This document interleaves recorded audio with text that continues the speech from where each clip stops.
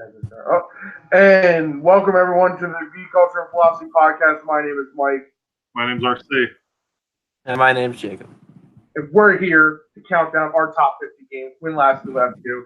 We were going to start with our number 35, and we're just gonna jump into it. All right. Sounds good. By the way, to date this episode, do you guys see the Billy D, he's like the definition of a fence sitter. Like all he does is like say something and be like, well, "What do you think about it?" Like he won't give an opinion because he doesn't want to upset the right or the left, you know. And he got this article in the New York Times this week that pictured him as like the pathway to radicalism. Billy D. The biggest, the most fence-citiest of fence sitters. Yeah, I saw that. It was like him. Who else did they name? It was like him, like Lauren Southern, I think, and like Stefan Molyneux. Yeah, I haven't heard. Yeah. You never heard of Stefan Molyneux? No, not in a while. He's been out of like my circle of information. I used to be really big into him, but now I just kind of like whatever him or whatever. But you know, I still think he's a kind of a smart guy. He is a smart guy. I'm glad he's like kind of let up a little bit on. I'm sorry, I didn't mean to interrupt you. No, it's okay. But he's kind of let up. He's still supposedly like one of those like right wing libertarian types who don't want the government to be existing, and I'm like, he's kind of let up on that a little. Yeah. But that's where he gets into trouble. Like, we kind of do need a government, especially when we need to suppress communists. But what can you do? Anyway, that's my take on today's. Any other takes on current events? Jacob? No. Also, remember like a month ago, a trans person shot up a school and no one cares, and we talked about like that. We talked about like some white kids shoot up a school for like 80 years. Yeah. Well, we're in the thick of Pride Month, so we're in the thick of Clown Wall. Tone it down. Let's not I don't bring like up your tone. it's a microaggression. Okay, so I'm going to start with my number 35, and I'm totally not going to get it wrong this time. Wink, wink. Is my number 35 is the game Notre Dame, which is a worker placement game where everyone they draft their. I think I didn't say this the last time I described it. That you draft your actions with the people next to you. So you have to kind of like it's a little bit of luck involved in what you need to do each like round or whatever. But everyone has access to the same stuff, so you're going to be able to do everything you want to do if you really need to. And the cool thing about it is that the more workers you have in a certain area on your little board, the stronger that action is for you. Which I think is pretty cool. It's a unique take on the worker placement thing. There's a variety of strategies you can win with. I would say the worst part about this game is just like the cart thing. I don't think the cart thing is a good. There's like this cart you move around the city and you like pick up stuff and it like gives you different benefits like money or victory points or whatever. Yeah. But I think it's like kind of dumb. Does every player get a card, or is everyone gets a card and everyone can move their card? I just think it's dumb. Maybe I could be schooled somehow, but I feel like it was like a trap, and I was just like, oh yeah, I definitely want to move my card around and collect all 4 things or whatever. And I felt like if I had not done that and just like invested more resources into like either recruiting more workers or like other things, I would have won the game. But anyway, that's my take. Notre Dame is a fun worker placement game. I'd like to play it more. It's what I would own if if I had a bunch of money and I like could just like put any game in my collection I would own this one. Okay. But does it make any? Or is there any reference to like the Hunchback of Notre Dame? I don't think. He's not like a star player token or anything. What's that? Is there a picture of him? Yeah, there's like a little picture of him, and there's a player token. That's the Hunchback. Okay, I was just wondering if they like put him in there somehow. Cool. Yeah, right. I mean, I don't know if that's just exclusive to Joe's copy, quote unquote, but I don't know. Anyway, it's not that Joe. It's the other Joe. No, especially that one. Anyway, okay. What was I gonna say? So I'm actually going to lower this. It actually gets out of my top 50 now because it features the physically handicapped, which I do not agree with. Just kidding. All right, that's my number 35. What's yours, Jacob? My number 35 is Seven Wonders. Ooh, Woo! Sure, you guys have played, right? right? You said 7 wonders yet? I did for my 38. Oh, you did. Okay. Yeah. Okay, good. It's I love it. It's a classic. You get your own little board, you get your own little wonder, and everyone has their own special powers with their wonders. And I just love the drafting aspect of building up your civilization. And then like there's multiple strategies of winning, but you sort of want to be general. I mean, science is definitely the way to win, but if you can pull it off right. But I just love it. I think it's a good opener. I'm sorry, Jacob. I didn't mean to interrupt you. Oh no, it's okay. I was just saying I think it's a good way of getting people into drafting mechanic games because that's the major like thing of it. Like it's mostly just a drafting game. There's not much else to it besides just the scoring. Yeah. I'm told that there are expansions to the game that add stuff to it, but I've never played any of them. They just sort of add new cards and a different scoring mechanic. Okay. Well, I really good art. That game was really good. Oh, that game does have great art. Yeah, I agree. Yeah. I would say the downside of Notre Dame, going back to mine, is I don't like the art style, even though it's it is unique, but I think it's dumb. Okay. I get what they're going for. Like it's medieval, but medieval art sucks. So. The architecture was great. The art was not good. Anyway, Jacob, anything else to say on Seven Wonders? Oh no. Okay. RC, what is your number 35? My number 35 is a game called Sagrada, which also has like a church theme to it. It's kind of it is sort of an abstract game. That's kind of reminiscent of like Sudoku or maybe like a crossword puzzle in like a weird way. People are drafting six-sided dice that are rolled, and there's a color and number aspect. So you're filling your little tableau with dice that you draft, and there's like you can't put the same number next to each other, nor can you put the same color next to one another. And you're placing your dice diagonally on your tableau, and it kind of gives you a little puzzle to solve. And the drafting mechanic is pretty cool in that game as well. But there's not a lot of like depth to the game besides the little personal Sudoku type puzzle you're trying to solve. So I think it's like a good like family game, and the dice and everything are pretty. So that's why it's 35 and not higher on the list. But it is a fun game. I like that game as well, RC. It'll probably be over my list at some point. One game that I wanted to try. I didn't see a copy of it at our last convention. I'm hoping they have one at the next one we go to. But there's a game called Role Player, which is which I'm told is like Sagrada, where you're like rolling die and like usually putting them into like a puzzle. Yeah. But instead of like building a stained glass window, you're building a RPG character. Yeah. And I'm told that like it's like Sagrada, but like a little more complicated and like a little more decision making done. Yeah. But that's just what I've heard. I've never played it. It doesn't appear on my list, obviously, since I've never played it. But it reminds me of a game that I put on my want to play list. Yeah. I own like a fraction of the games that I talk about on this list, and they appear all over. Sagrada is one of the games that I own. I could see myself getting rid of it in the future, but I mean I like it, but it's not like a super great game or anything. But it is fun. Yeah. So I can see where that game could be improved. And before I head on to my number 34, we forgot to mention this. If you're confused, because it's usually 3 pictures that you look at when you're seeing this talk. Me and RC are actually in the same place right now, so we're sharing. I'm one of the little golden guards behind you. Yeah, which is weird. Why is their armor made of like golden colored things? Because don't they have like the vibranium or whatever it's called? Like, isn't everything made out of that? Like, why do they have like weird? I don't know. That's my man right there. He's another tribe elder. Anyway, moving to number 34. Number 34 is a great game if you want to get someone. If you want to play in between games, or play with someone while you're waiting for another person to finish their game, or just want to teach someone like a bunch of different mechanics in war games in 8 minutes. It's called 8 Minute Empire.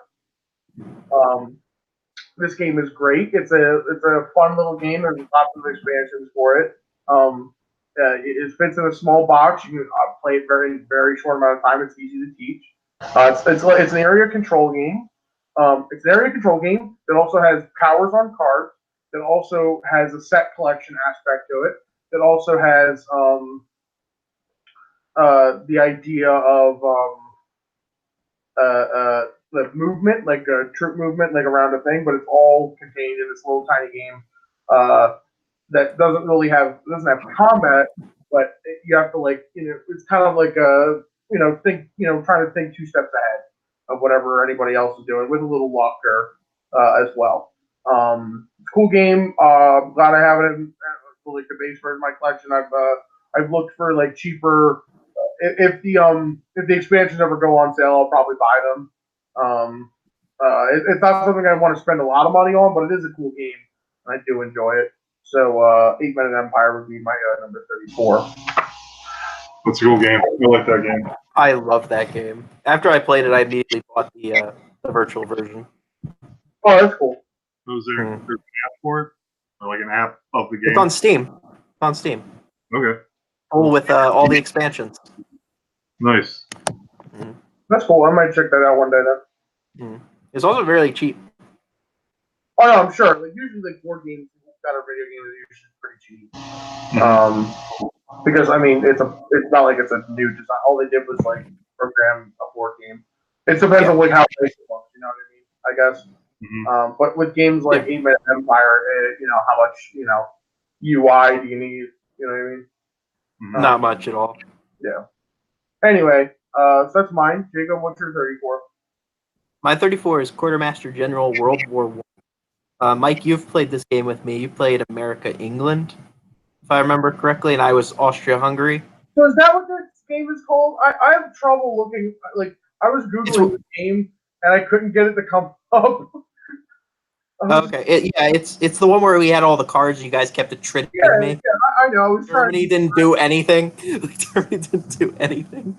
So really all I did was I used my ships to like block off certain points of the map, and then I just did the thing where like I made you discard a bunch of cards so your deck ran out, and then Germany couldn't do anything. Well, Germany never did anything. They were trying to do economic warfare against all the allies, and they lost. They didn't take any territory. France invaded the Netherlands. Germany didn't do anything. Yeah, I can tell you, Jacob was seething after that game. But anyway, tell us more about it. So, it is you take one of the factions in World War I. If there's France, Italy, England, America, the Americas and England, Germany, Austria-Hungary, and Ottomans are one team, and then Russia. And you get a deck of pre-prepared cards. You draw 10. You must get rid of 3 that you start with, and all of them are good. All of the cards. This is the hardest part of the game. Is all the cards are good and are part of a greater strategy, and some you want to keep for later. But the thing is, there's a lot of discarding. There's an attrition mechanic where people can play cards that get rid of cards out of your hand. So it's very hard to plan sometimes because you could have this whole strategy figured out, and somebody could just force you to discard. So you have to sort of, at the same time, think on your feet. And a big part of the game is to simulate World War I. Eventually, you will run out of cards. All the factions will at some point. And when that happens, if you cannot play a card or do an action, you start losing points. And there are 2 ways to win: either sudden death, which is 30 points difference between the factions of the Allies and the Entente and the Central Powers, or you just come out on top at the end. And I wanted to say, so I played Germany against 3 other people. So I had to do 2 decks, the Ottomans and Germany, and Austria-Hungary. And I won in spring of 1916. I kicked all their asses because I played Germany correctly. The guy who played Germany last time and lost it for us was playing France. So I was like, okay, I got to get him this time. Yeah. When you're playing that game, if a person doesn't know what they're doing, I don't think they're going to have a lot of fun. So it's tough to do. Yeah. It's tough to do.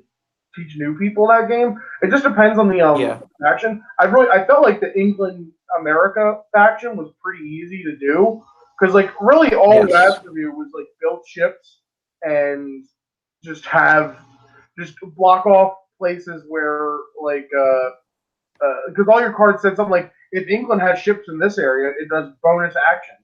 So Okay. basically, and actions are really important in the game because you can only Yeah. do one a turn. So if you can play cards that allow you to do multiple things, it's like that idea of value in your actions. You can get advantages because it's 2 against 3. So the Central Powers get a lot of powerful cards, but they have to play them really quickly, or else they will just get overpowered. So there's sort of a balance in the way that you play the game. Okay. So there is a faction you could recommend to somebody who's trying to learn the game. So CBD. Germany's the hardest. England, America is probably the easiest. Okay. I would say England, America is a good starter because you're out of the action. Nobody can attack you. You've got you and Germany are separated. Germany only has 2 ships in the entire game. You're piece limited in the game, so they can't really come after you.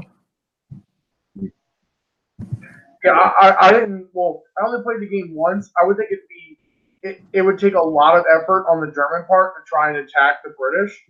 And if they did, I feel like they would just overextend themselves and they would just allow other factions to deal with them. Yeah. So I think as a like, it might be a little boring to play as Britain in America. Especially if you played the way I played it, was all I did was like expand my ship so they got to the places where my cards needed to like have them to be there, and then I just put my cards, and all it did was like make the opponents like discard a bunch of cards, and they got like I just did like economic warfare against them. Like I never had to like go into battle. Yeah, the thing is, Germany should have immediately started attacking France when that happens because doing that means that Germany is basically 2v1ing France because they have the stronger cards. But he didn't do that, so it doesn't matter now. Anyway, that's a cool game. I don't have it on my list, but I would consider it if I played it again. I got to play a different faction to see what else I could do. All right, RC. Okay, my number 34 is Biblios. I don't think anyone's talked about it yet. It has a drafting mechanic to it, right? You draft cards. You did already talk about it. It was like 39, I'm pretty sure. I could be wrong. Yeah, 37 for you. 37. Yeah. Okay, so in the last show you talked about it, but yeah, it's got some drafting, some set collection, cool theme of like medieval monks and we're writing down books, and you're trying to collect those certain books in the sets for I guess to increase your chances of winning a set. And there's like a different distribution for each set, and yeah, it's a nice like light game to play between like heavier games. And yeah, that's it. My number 34, Biblios. Cool game, like Biblios. All right, All right. up to 33. I feel bad because I talk a lot. 33 is a game that I want to like a lot. Number 33. Yeah. It's a game I want to like a lot. And I had a lot of fun the first and only time I played it, which is the thing something that I had a lot of other games to like. But I'd like to play it more, especially with the people on this podcast. It's Empires of the Void 2. I think it's just the kind of game I'd like. Like it's space themed. There's different things you can do. There's like random events that happen, which I think is cool. I like random events. And it's short. Like even though we had to like explain all the rules and set everything up, once we got playing, it only took us like an hour and a half at most to finish the game. Yeah. Like we just powered through it, and I checked, we weren't playing it correctly. We were playing the way we were supposed to. Mm-hmm. So I like that. I like that. Like the different races in the game are like they're the same, but they're like a little bit different depending on what you do. Yeah. And I think that's cool. Like so, there's a little bit variance to gameplay, but it's not like so complicated that like every time you play again, like it's like you have no idea, like you're just like, oh, I totally have to learn what this like. No, it's like it seems like every like the powers are like very easily graspable. Like, oh, I can see why this is good. You know what I mean? So I would say this game has the most potential to rise or drop depending on more plays. But it's a game I really liked, and I like the art style and like the whole thing about it, and it was cool. So Empires of the Void 2. Jacob? My 33 is the Three Musketeers of the Queen's Pendants. So this is not a very hard game. It is not complex very well. It does have you have your own individual power. What you do is you have the Four Musketeers, and then you have somebody who can play the Cardinal and somebody who can play the Captain of the Guard. And your objective as the Four Musketeers is to move through the palace, deliver the pendants to the Queen before she reaches the ballroom, and she's like a marker on the board. And you can play cards as like actions, and you can do special things as each individual person, and everybody's on the board. And if you die, you die. You could be killed. It's almost like a role playing game, and it's just really fun because it's like that hack and slash type dice chucker where you're like doing like it's almost as if every dice was like a sword fight like happening in real time, and it's just really fun. And, it's not really overly complex at all. That sounds cool. I'd like to play that. I've never heard of it. Mm-hmm. So each person Yeah. has a musketeer that they're playing as. Well, you control. So the captain of the guard controls all the guards. The cardinal is not on the board. He's sort of like affecting how he can shut rooms. He can bring guards in for his captain of the guard. He's like a support character. And then there's the Four Musketeers with each of their own abilities. You got the three guys and then D'Artagnan, and they all have like special abilities depending on like the lore of the novel. Like they tried to keep it lore friendly, which I really liked. Okay. It's just really fun. Just a fun dice chucker. Sounds cool. Yeah, that sounds cool. I was like, Never heard of this game. Never heard of this game, yeah. It's really old. Oh, okay. Alright. That might be a reason why. Yeah, it's like a 70s like plastic game. Okay.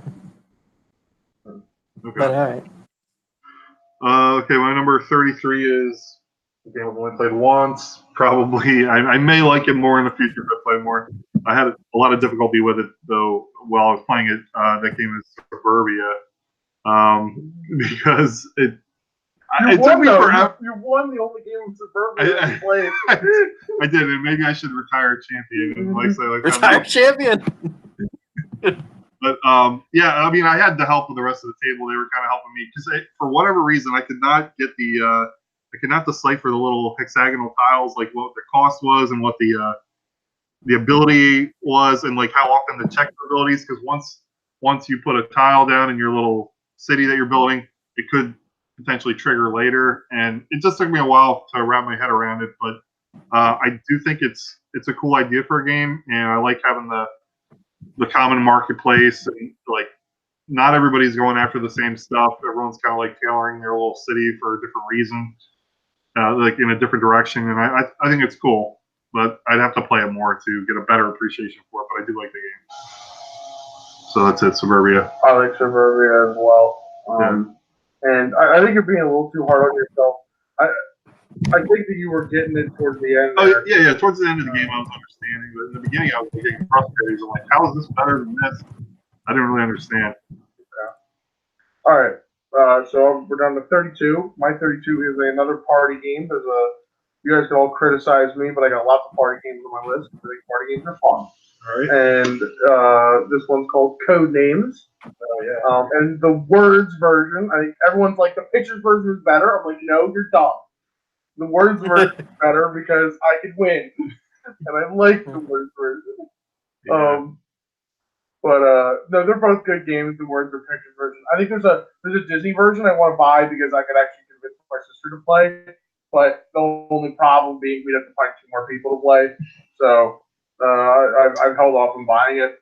Yeah. But yeah, it's just cool game. I don't like certain people I've played with are very militant about the rules, which as a party game I think is kind of dumb because I get that in the rules it says you're not supposed to talk, right? Like you're not supposed to like table talk because you can give like extra hints to your like friends or whatever. But I think that's dumb. I think the whole point of it is you do get to talk and like laugh and have fun. It's a party game, and if you're taking a game of Codenames seriously, then stop playing board games. So. As I say that, I say I want to win every single game of Codenames I ever play, obviously. But all I'm trying to say is Codenames is a good game, but don't be too serious about it. And I like it. Codenames is fun. So 32 Codenames. All right. My 32 is Operation. Our say about Cody? I was just going to say I agree with you that I like the word version better than the picture version. I do like the picture version too, but I think it's very common for people to say they like the picture one better, and I like the words. It makes you think about things differently rather than it uses a different part of your brain than the pictures. I agree. All right, Jacob, you're up. Okay. Operation Faust. Find art underground stolen treasures. It is a bluffing game where you are trying to. There's basically you play as art collectors on the black market during World War II that are trying to smuggle art from the Germans so that they don't take it and destroy it. But at the same time, you're trying to steal from your other art collectors, and you're bribing. Your actions are bribing the Einstats to go and steal the paintings so that you can sell them on the black market. And they have actual art. The game is beautiful. Like they had the pictures when you of actual people that were like art collectors is like your character sheet, and then like you can actually steal the Mona Lisa. It's in the game. And the way it works is basically if there are regular paintings, forgery paintings, and then degenerate paintings. Degenerate My favorite one. degenerate paintings are worth more, but if they get caught, they're destroyed.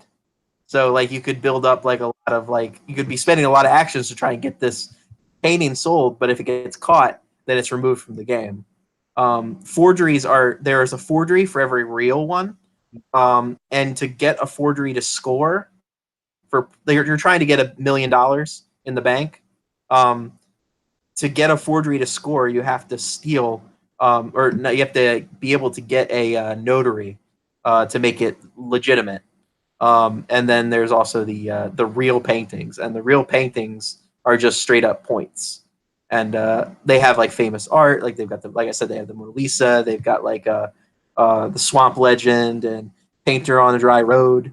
And it's just really cool, and the actions make sense, and it's just a really fun game. So all the paintings in the game are actually real paintings? Oh yeah, like they have the Mona Lisa, which is $500,000. It's the most expensive painting. They also, it's funny, they have a painting that the Führer made in the game, and it's worth $0. It's just worth zero. It's not worth any money. There's also a forgery of it. For a German Shepherd or something? No, it's a architect. It's some sort of painting of the courtyard at Bavaria or whatever. It's like a famous painting he did. Landscapes. Yeah, he was a landscape artist, pretty much. Yeah, I'll avoid saying his name because we get demonetized. We're not monetized in the first place. You're allowed to say Donald Trump on the podcast. My God. All right. Well, anyway, it's a very good game. It has good art. It's a really cool game. I'm saying landscape painters are dumb. Freaking Van Gogh with a landscape painter. I think his paintings are beautiful. There's also like a guy who like was a famous painter. They had him look at his paintings and they didn't tell him like who made the paintings. Yeah. And he's like, these are actually pretty good. And then they told him who made them. He's like, oh, it's a damn shame. Like, you guys ever seen that meme where it's like, you've just enjoyed one of Adolf Hitler's artworks? Like, never seen that meme? Yeah, they have like a portrait of Adele, Lady of an Armine, Painter on His Way to Work, Saint Judah, and Saint Rufina. They're all actual paintings, and they all have like a price tag. That's cool. And they use the real image in the game, or is it like a representation of the? No, it's the actual image. That's cool.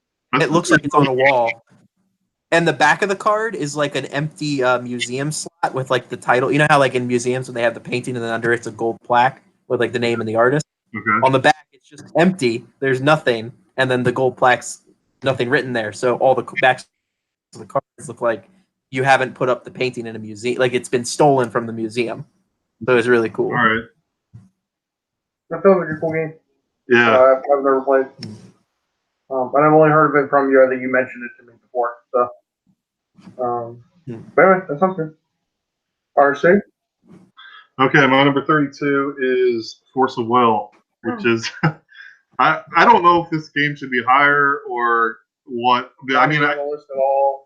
I like the game. I need to. A lot of these games I need to play more, but I think from after we Mike's got a cube of Force Will, and that's my experience with the game. And I really do. I mean, I enjoy cube drafting it, and I think I played every color now. And yeah, it's a great game. It's pretty similar to Magic the Gathering, which is another game I enjoy. That probably everyone listening to this might be enjoying that game because it's such a popular game. But Force Will is a very good game, and yeah, I don't really have much to say about it. I mean, you're battling creatures, casting spells. There's a fantasy-esque element to it, but also there's a heavily there's a big like anime influence to it. Yeah. So I've drafted the cube a lot more recently, and I think the games are starting to feel really samey to me. Right. So I think I might have to do some updates to try and add some archetypes. I think that's a problem with the game itself because the game. Sorry, Force Will's on my list. I'll talk about it more when I get to my. It hasn't been around as long as Magic, so it's very similar to Magic, but it doesn't have the depth of Magic yet. I would say because it's like a younger. And game. Also, it's heavily designed for constructive play rather than draft play. So it's like it's tough to build limited formats with it. It's not like archetypes. You know, it's sort of tough to find archetypes with it. Anyway, I didn't mean to hijack RC's. No, any game that I can draft over and over again and get a different experience, I enjoy. So I mean, Force Will is a good game for that. All right. So now we're 31. My 31, another party game. I don't know if either of you played this one, but it's called Spyfall. Oh yes. Okay. So the deal with Spyfall is everyone in Spyfall is at a location. There's like a board of locations. But one person's a spy who doesn't know the location we're at. It's a little weird on the flavor, but they're in the same room as everyone else, but they don't know where they are. Mm-hmm. But so they have to figure out where they are. The way you do this is everyone just like asks each other questions, and the idea is if you're a good guy, right, you're trying to answer the questions correctly, but in a vague as way possible as to not tip off the spy as to where you are. Mm-hmm. So there'll be like different places like military base, beach, hospital, like stuff like that. Like that'll be like places you can be. Mm-hmm. And it's like you try to trick someone. Like you think someone's a spy, right? You try and get them. You'll try and be like you'll be at the hospital, right? You'll say, "How's the weather?" And if they go like, "Oh, nice, it's bright and sunny out," or whatever, you know that like that doesn't make any sense. We're in a hospital, you know. So like that kind of stuff. But the game ends where like everyone there's like a time limit. So everyone does like a vote to see like who the spy is, and if you're right, you're right. If you're wrong, you're wrong. But the spy can reveal themselves at any time if they think they know where you are, and just be like, "I'm a spy. We're at the beach or whatever." Like it's pretty, I will say that it's kind of like a social deduction game, but more like, but it's a little. I like it a lot, but it's a little. It could be a little bit intimidating because at least in like a Secret Hitler, like an Avalon, the evil team or like the spy team has like team members, and they can kind of like help out or whatever. But in here, if you're dealt a spy and you're like a newer player, like you can kind of like feel bad because you're like you're not really sure like how to do. You gotta kind of play. But I think that's the cool is like you can play a bunch of this in a row. You can probably play this game like 10 times in an hour and it'd be fine. So Spyfall is a great game. And I think there's a Spyfall 2, which is just the same game, but with like more locations and stuff. So anyway, that's the game, Spyfall. I was gonna say that I like that game, but at the same time, one of my biggest problems though is if you are the spy and you have to go first, that really sucks. Like it feels so bad. Or if you like guess right and you like get a good lie, then everyone immediately just doesn't care about you anymore, and you're just like, yes. Yeah, that can happen too.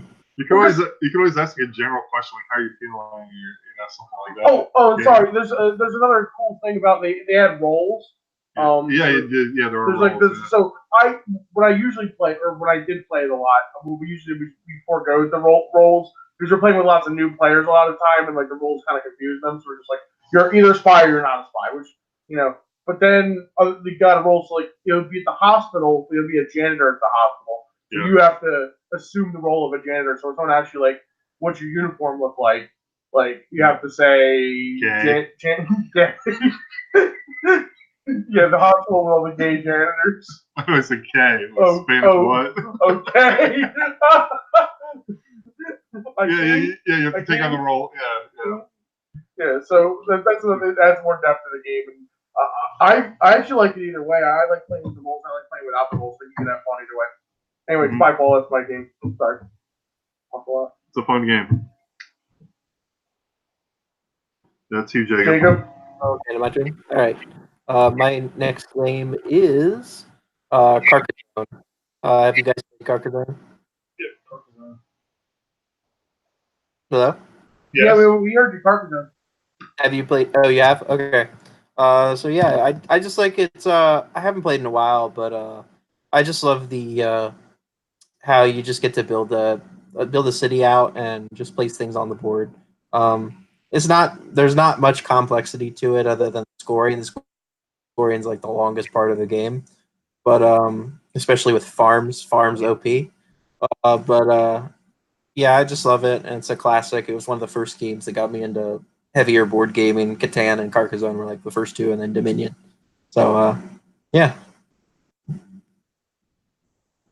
Yeah. Carcassonne, I mean, classic. Yeah. I found it on the shelf of a Best Buy for like $8 one day. I was like, I'll buy it. And I don't know. I think I opened it and never played it, or at least that copy. It's like I was just like, oh, whatever. It's a game to have. So I own a copy of Carcassonne. I prefer playing it online just because the scoring it's just easier to score. And it's amazing how quick the game is when you can have something that has a computer to score it for you. Yeah. Sure, yeah. My God. That's a relief whenever I'm playing like Terraforming Mars online. Like I'll be playing and then just scoring a lot. I'm like, oh sweet, I don't have to spend like 10 minutes cleaning up and scoring. I just like end the game and oh yeah, I won by 50. But anyway, all right, RC. All right, my 31 is a game called Rummy Cub, or knockoff versions of it are called Rummy-O. It's like a grandma grandpa game. It's Oh, I don't feel so bad about your game. No. I like the game. I'm going to tell you why I like the game. I'm going to tell you why I like the game. It's because it is so simple, and it is like a classic game. It's one of the few classic games I have on my list. I like that you get these like bake-like tiles with the color, with the numbers on them.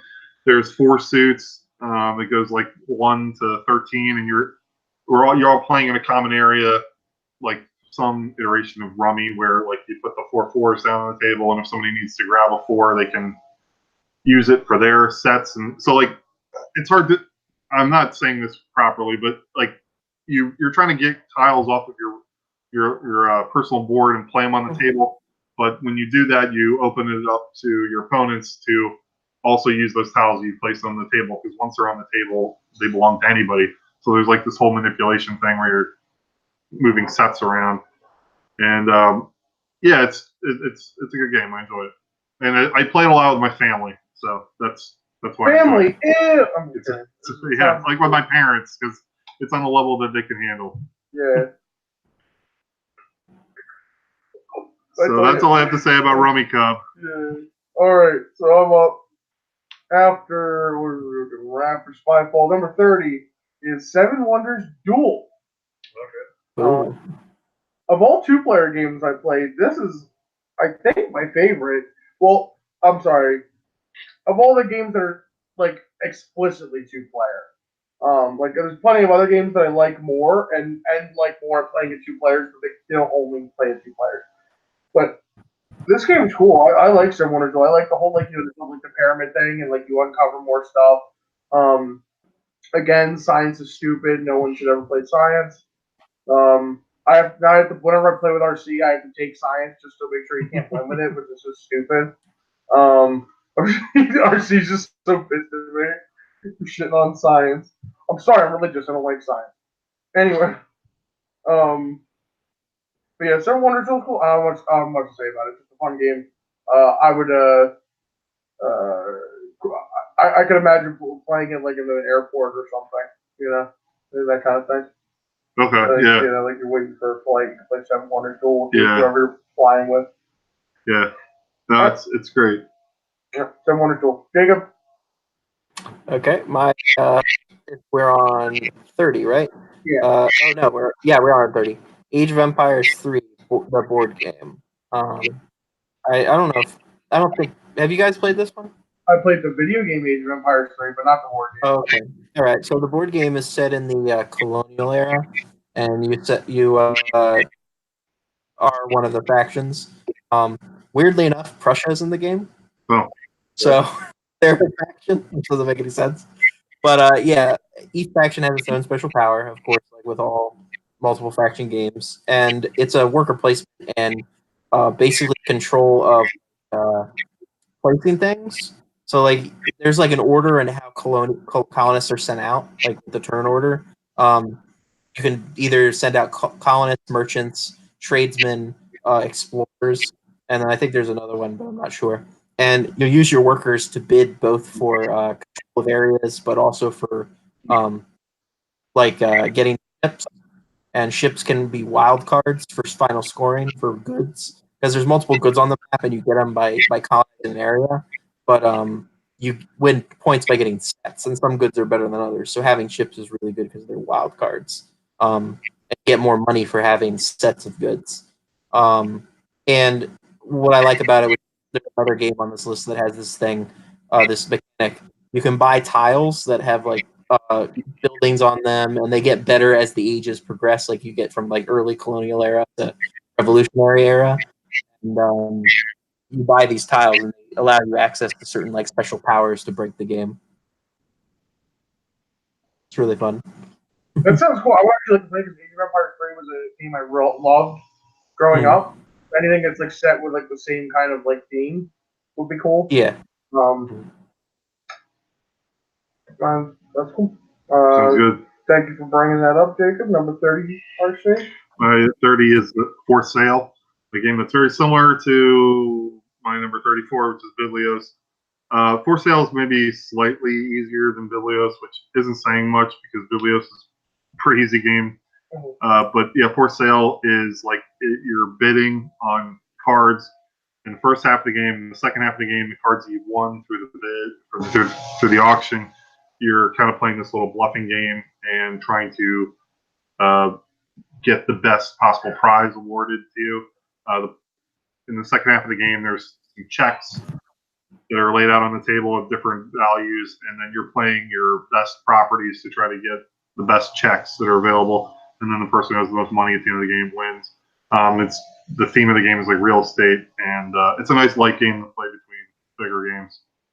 So that's my 30 For Sale. My For Sale too was on my list. 29. 29 is Sagrada. I like it all for the same reasons that RC likes it. I like it a lot because it's pretty. Very nice game to look at, aesthetically pleasing. Love seeing like glass windows, reminds me of medieval architecture and Renaissance architecture. Love that stuff. Sagrada, so 29. Let's say. Jacob? All right. My 29 is actually a two-player game. It's called Hands in the Sea. It was an early 2000s game, and it is set during the First War between Rome and Carthage. And it's an area control game. You get points for pulling certain parts of the map. You're like trying to build out your civilization. You sort of start separated from each other, and then you get closer and closer together. Conflict starts happening. And the way the mechanics works is each of you has a deck to start with, like a starting deck, and then there's a larger deck for your faction. You try to buy cards out of. You get 2 actions a turn, and you can repeat them. And you spend. It's sort of like Dominion. You spend the cards in your hand to do actions, and it has an interesting mechanic where wherever you are on the board, like say you have a city, like you have the city of Rome, it'll have like certain pictures on it, like boats, people, or like grapes, for example. And those are like the actions you can do with that card, and they're different for every location on the board. Different resources that you can get from those places, and you use that location to do an action from that location. So if you want to attack somewhere from Rome, you use the Rome card and then a cart picture to move an army to attack. So it's really interesting. I've had so much fun playing it, and there's so many different ways to win, even though it feels like it's linear when you start playing it, but then you slowly realize there's multiple ways to win. It's really fun. That sounds cool. I like the whole Roman, what do they call them? Punic Wars? Punic Wars. Yeah, it's the first Punic War. Oh, really? No, you're thinking of Peloponnesian. I thought The first Punic War? It's Punic, right? The ones between Roman Punic. Pointing. Yeah, Carthaginians were called Punics because they're from Africa. Oh. I don't think that was why. I think it was because they're ships. The points on the front. All right. Cool. That's so cool. RC? My number 29 is Star Wars Imperial Assault. Ew! I'm just kidding. Yeah, I'm a soy boy who likes Star Wars. Not really, but Star Wars Imperial Assault is like, it's a style of game that I really enjoy, but I don't have enough time or like the right people to play it with. It's I guess people call that a dungeon crawl game where one person takes on the role of the antagonist, and then the other, however many other characters are playing. It's good to have at least two, but sometimes you have three protagonist characters are all working together to try to complete the task at hand. It's usually like get to some point on the map or defeat X number of enemies, that sort of thing. And the predecessor to Star Wars Imperial Assault is Descent, also published by Fantasy Flight Games. And Descent was like okay, but the issue with that is like the person playing the villains, the Overlord, they got to move all their guys first, then the heroes would move. And Star Wars Imperial Assault kind of improved on that in that it was a back and forth where first the villain moves, then the hero moves, and it keeps going back and forth, which leads to better gameplay. They also kind of refined some things with the items and the leveling system, because the game's kind of meant to be played in a campaign where you do a little mission, and then you can like kind of break down the game, and then next week you play the next mission in the book, because the guidebook tells you, play this mission. If the good guy wins, go to page whatever and do that mission. If the bad guy wins, go to this other page, do this other mission, and you get to like a whole like campaign. That's and cool. it's cool. And like each hero has a character that has like different stats, and they're better equipped with certain weapons, and they hopefully throughout the course of the campaign get those weapons. And everybody plays a little bit differently and has like different powers. I like the dungeon crawl style of game, but it is very time consuming, and you need like the right group of people to play with. They're always super expensive too. That's the other thing. Yeah, and they're expensive. I mean, if you buy the base game, it's usually like $60, and there's a lot of playtime in that base box. But then all the expansions are like $30+. And yeah, I had Star Wars Imperial Assault for a brief period of time. I played it with several groups of people, and I did enjoy it, but due to lack of consistent gameplay or consistent time to get together and play it, I ended up selling it. But it's a game that I do enjoy, and if in the right situation, I would definitely play it. It's definitely the kind of game where like you want to get it. I think if I was going to get one of those, it'd be like a group purchase. Like I'd want to like purchase it with like a group of people. Be like, okay, we're going to play this. Yeah. Like a monthly or weekly kind of thing. Yeah. Until it's done or whatever. The new one with that is called Gloomhaven or whatever. It's the newest. Yeah. And my understanding is that Gloomhaven probably takes this to the next level. There's going to be more stuff with Gloomhaven, so it's probably even more time consuming. But I mean, that's a game I would play. That's the thing I always think about Gloomhaven is it costs like what $60 or $80, but it's supposed to have like days of content with it. Hours. So. Another thing you guys have said to me in the past when I've like maybe brought this up was that you'd rather just play a role playing game, which I understand that criticism as well. Well, because I feel like the character, like I like the whole like personal thing of characters. Like I get to keep my character, and then not only do I get to keep my character, but I can also like reuse it for other role playing games. Yeah. Like that kind of thing. Like if I'm attached to it, whereas if I get attached to my Imperial Assault character, like it only lasts till Imperial Assault's over, and then I don't get to have it anymore. Okay. And then that's it. I don't know. I just when we tried to play it the one time at your place in Rockville. You don't have to say specifics, but okay. I used to live in Rockville. In Rockville, we were like setting it up, and I was just like, oh god, because I was just like, It was taking forever, and I was just like, my I was brain also was still in like, the process of learning it. I was trying to like read the rules, and I was like, oh no. This is when I was not as into board games as I am now. So like, Yeah. This was so years when, ago. so when stuff had like complicated rules like that, my eyes would just glaze over and be like, okay. Mhm. But no, this games are cool. I would just say I agree with your statement about me, where I'd rather just play a role playing game than Yeah. play like the box version of a role playing game. Yeah. Do you have any thoughts on that, Jacob? Have you ever played a dungeon crawl game? Yes, I played a dungeon crawl game. Okay. I'm trying to remember what. I'm not gonna know which one it is though. I'm not gonna know which one it is. I mean, would you rather play a role playing game or as opposed to a dungeon crawl game, or do you think they are different enough that you could? I think I'd rather play a role playing game, and for the similar reasons with the whole design your own character and keeping it. Yeah. Yeah, And that's why I can't and I play. also just don't have experience with. As I say, I don't have much experience. I don't like Star Wars Imperial Assault. I don't have it. It doesn't matter The anymore. side topic since we're on Star Wars, there's a new Star Wars board game coming out that's supposed to be like insanely good. Outer Rim. Yeah, everyone's saying like there's supposed to be like a crime boss or something, or a smuggler, like a It's bounty hunter or something. Scum and Villainy. Like Scum and Villainy, which I think is a really cool part of it. I think it's an untapped part of the Star Wars universe, and I think it was done more in the novels, but I think you could do a lot of cool stuff with it. Yeah. Other than like, because like every Star Wars game is just Rebellion versus Empire, Rebellion versus Empire, you know. But there's that third faction. If you've ever played Empire at War, you know. I have no Steam. I played sometimes. It's a great game. Anyway, getting to 28. Yep. 28 is a social deduction game. It is Werewolf.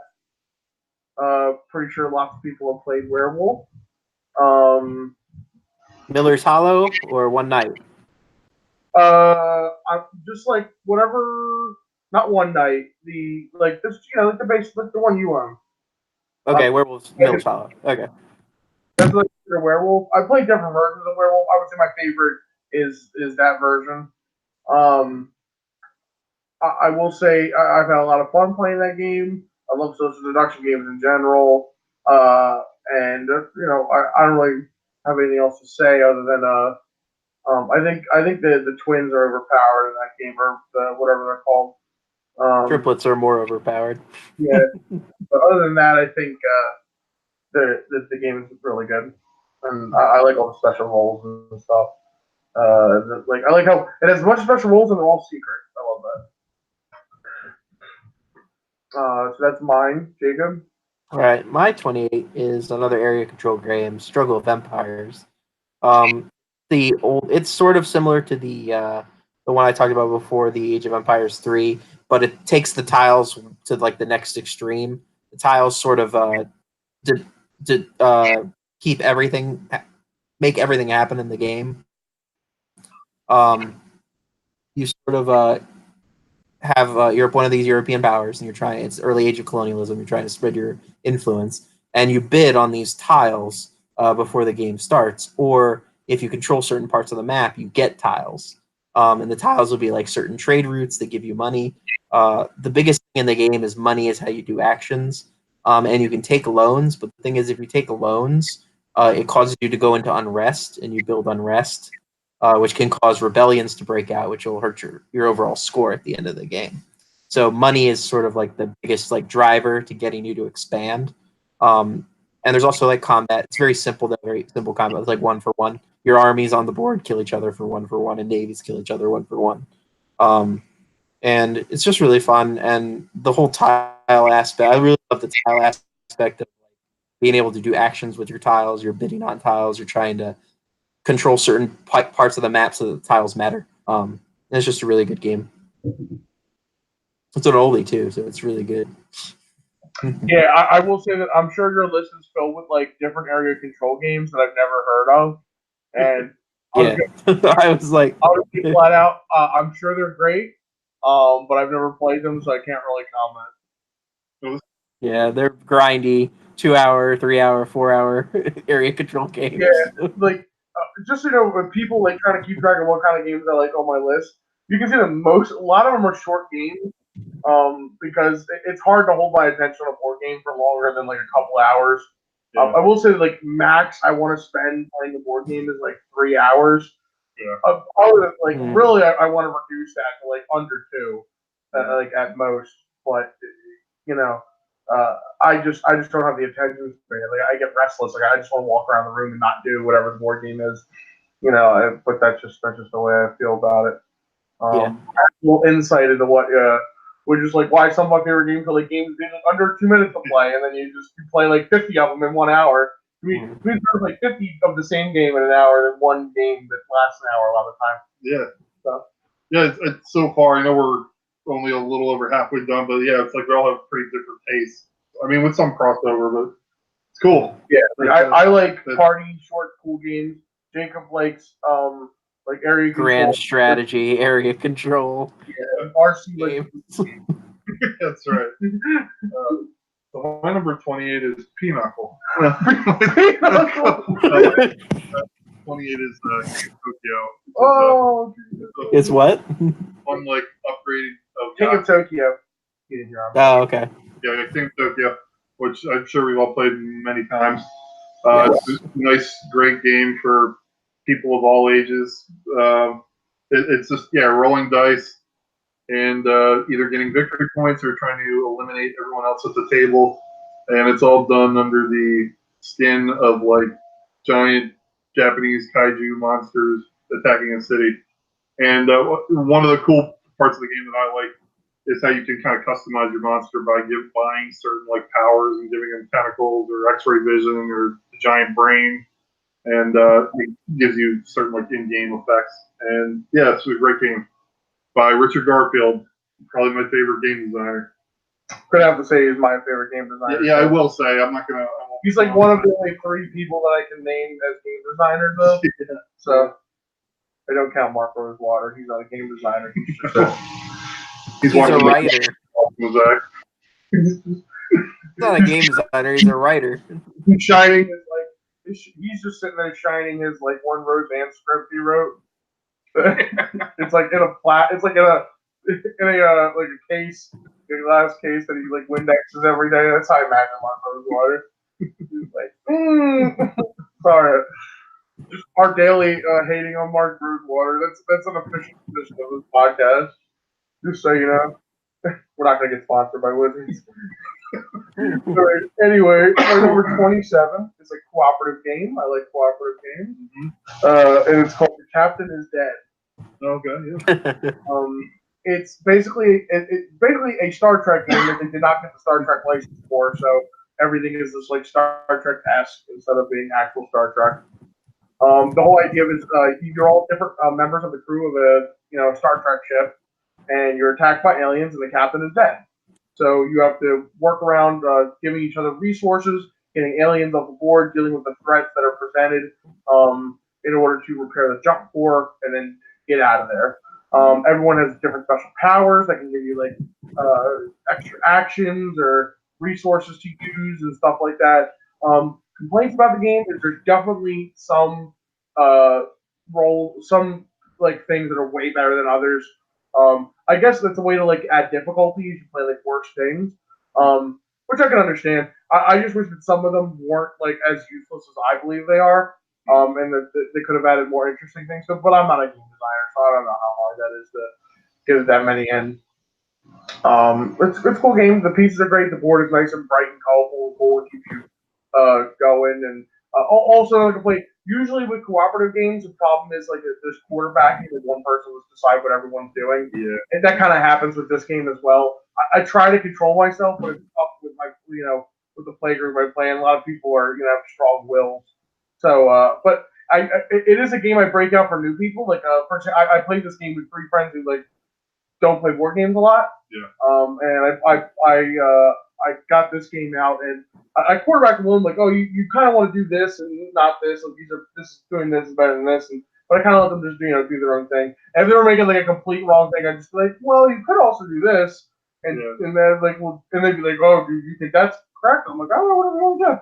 I think that's the best way to take that stance. You don't want to be like telling them what to do. Yeah, I don't want to order people around. I just want them to do their own thing. But anyway, Captain is Dead. Cool game, cooperative. Like it.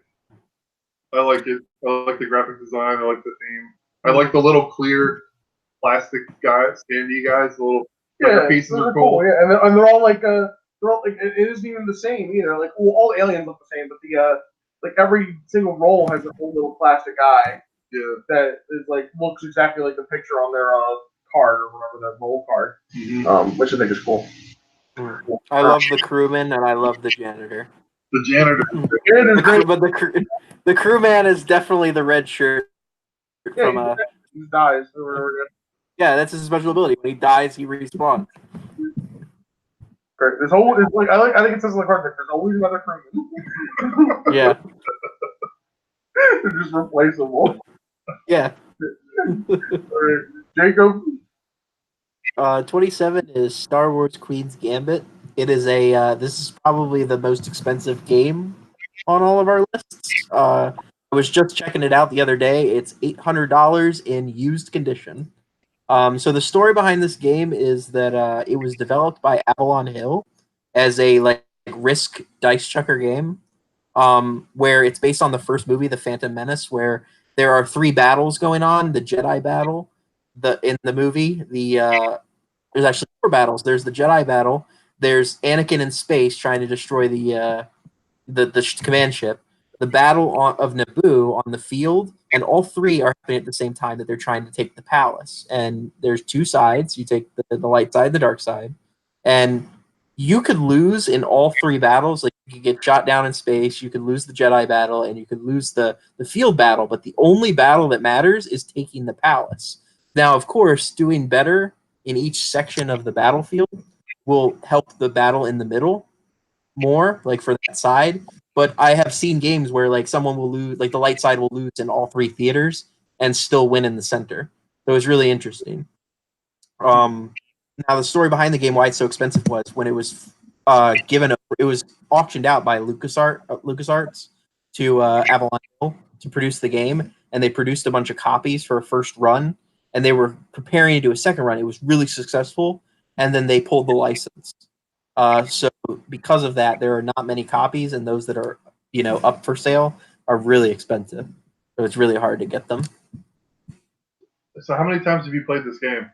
I've only played it once, but I've seen it played twice. Somebody at the board game club has it, but doesn't bring it out because, of course, it's a lot of pieces and it's worth a lot of money.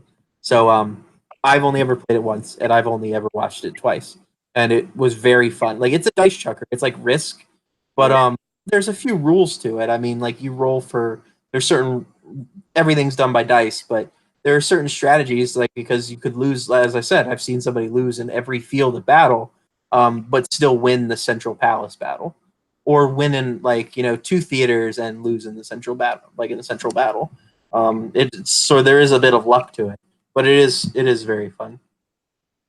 That's cool. That's a game I've always wanted to play, but I've never even seen it. I've only seen photos. I think that I'm gonna try and get it, but it would be something I would build up to, because I need $800 to drop for a game that's for 2 people that you rarely would bring out. Seems like a lot. Yeah, it is a lot. And I really wish they would just reprint it, but they never will. You think that they could retheme it to something else that's not Star Wars and just get the same gameplay out of it? I mean, maybe. I just love the aspect of there's 3 battles going on, but then there's a middle battle that's the one that actually matters. I think that's so cool. Yeah. But yeah. Okay, my 27 is Empire of the Void 2, which Mike already talked about. I've only played 1 game of this, and I like it. I like that it's a relatively short space exploration game. I think it's cool that there's different races with different powers. As I was saying, the powers aren't immediately obvious. And I also like that there's a good amount of variation between games, like all the conditions that the planets can suffer. Yeah, they can change where the planets you are even located, change what planets you're using. Well, that what planets you're using is a little overrated just because there's only one planet you won't use that's in the base game, and there's another one that you can add to make the game combat centric.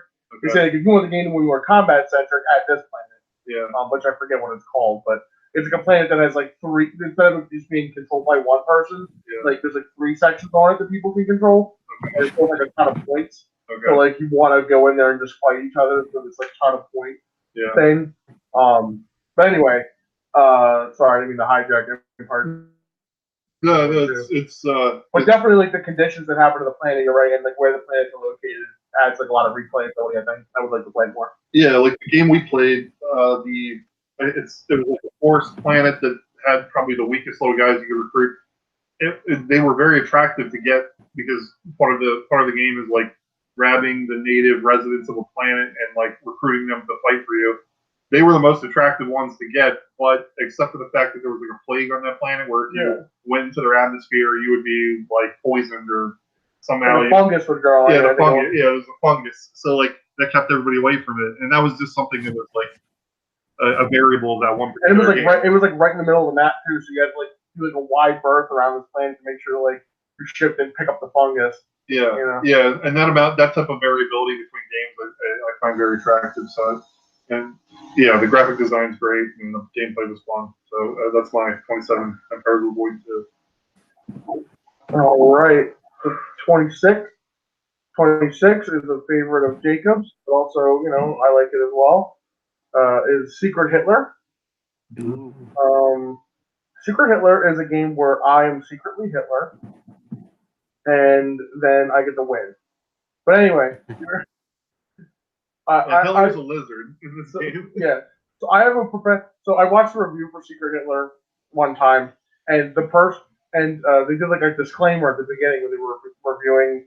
Oh, sorry, it was like a playthrough of Secret Hitler. They were going to play Secret Hitler, and they did a disclaimer at the beginning. Just so you know, Nazism is not a joke, and we are not playing the horrors of the Nazi party and their followers for like a joke. And this is just a game that we're playing. And so apparently they were going to get like big complaints. It would be like, "Whoa, so Nazis, so Hitler is just a game to you?" Yeah, I think it's so stupid. I hate shit like that. But anyway, Secret Hitler, social deduction game where there's liberals against fascists. The fascists want to get you, and the liberals want to kill Hitler. Yeah. And every time I play, the fascists win because I'm a fascist and I'm always Hitler. And I always get elected chancellor because I convince everyone that I'm a good guy, and they're like, "Oh, you're Hitler?" I'm like, "Yeah." So the last time I played, it was pretty easy because the person that got to do the power of like look at somebody's card was a fascist, and they looked at mine and was like, "Oh, he's Hitler," and they were just like, "He's a good guy." So like, okay, so we're gonna go. So yeah, Secret Hitler, fun game to play, and I love destroying people at it. Yeah. Sorry. I've only played once. It's a fun game. It's made by the same people that did Cards Against Humanity, so I doubt that they really care about the sensitivity angle. I don't think they give a shit at all. They don't care. Yeah. People are just nihilists. They don't give a shit. Yeah. So. They have no principles. Anyway, is it my turn? Yeah. Yes. So my 26 is. And I was gonna say, I do have Secret Hitler on my list, but it's up more. Oh, I would. Yeah. I would guess it's in somewhere in your top 15, if not top 10. It is not, but we might actually get to it tonight. It's fine. So my 26 is Coin, Cuba Libre, also known as Counterinsurgency Cuba. It is a game set during the Cuban Revolution in the 50s and 60s, where there are 4 factions. There is the Syndicate, which are like the mob, the government, which is the nationalist government that's like allied with America, the Castro's rebels, and then the real, as I like to call them, the quote-unquote real communists, which are the students and the university students, also known as the useful idiots. So the game is basically just that. Each faction has its own goals it's trying to accomplish, and has and the game is driven by a deck, an event deck, that every card, at the top of the card, it'll have your flag of your faction, and whoever comes first from left to right is who does their actions first. Only 2 people get to do an action a turn, And the reason why it's called counterinsurgency is because they're either terrorist actions or they are counterinsurgency actions. Like, for example, the government can airstrike terrorists, or they can sweep, or they can send police. Like, these are actions that they do. And it's basically area control. And each faction sort of has its own area control goal. The government's trying to keep control of all the cities and keep the rebellion down. The syndicate is trying to get money. They don't care who wins the war. They just want to get the most money, and open up casinos. The students are trying to get more support than the rebels, and also overthrow the government, while the rebels are the Castro rebels are trying to overthrow the government and get more support than the students. So there's sort of two factions there developing, like the two rebel groups and the government and the crime lords. But at the end of the game, only one faction wins. So sometimes you will have to attack the person that might be helping you. And it's really fun. It's based on Cuban history. And I played the Syndicate once in a game. And we played it one time, a test run, and I got totally crushed as the government. The government really sucks late game. They were early game winning type strategy. But the Syndicate's like the long game. And I played the Syndicate, and I basically propped up the government by giving them money. And then eventually we just got to the point where the government guy was just like, the fact that you can just give me money and you're not even asking for anything is really bad. And I'm like, yeah, I just want you to survive. So it was really fun. So what time period does this take place in? 50s and 60s, the Cuban Revolution, when Castro was trying to overthrow the American-backed government. Okay. All right. Like in The Godfather too. Okay. All right. That's cool. Mm. Weird, cool game.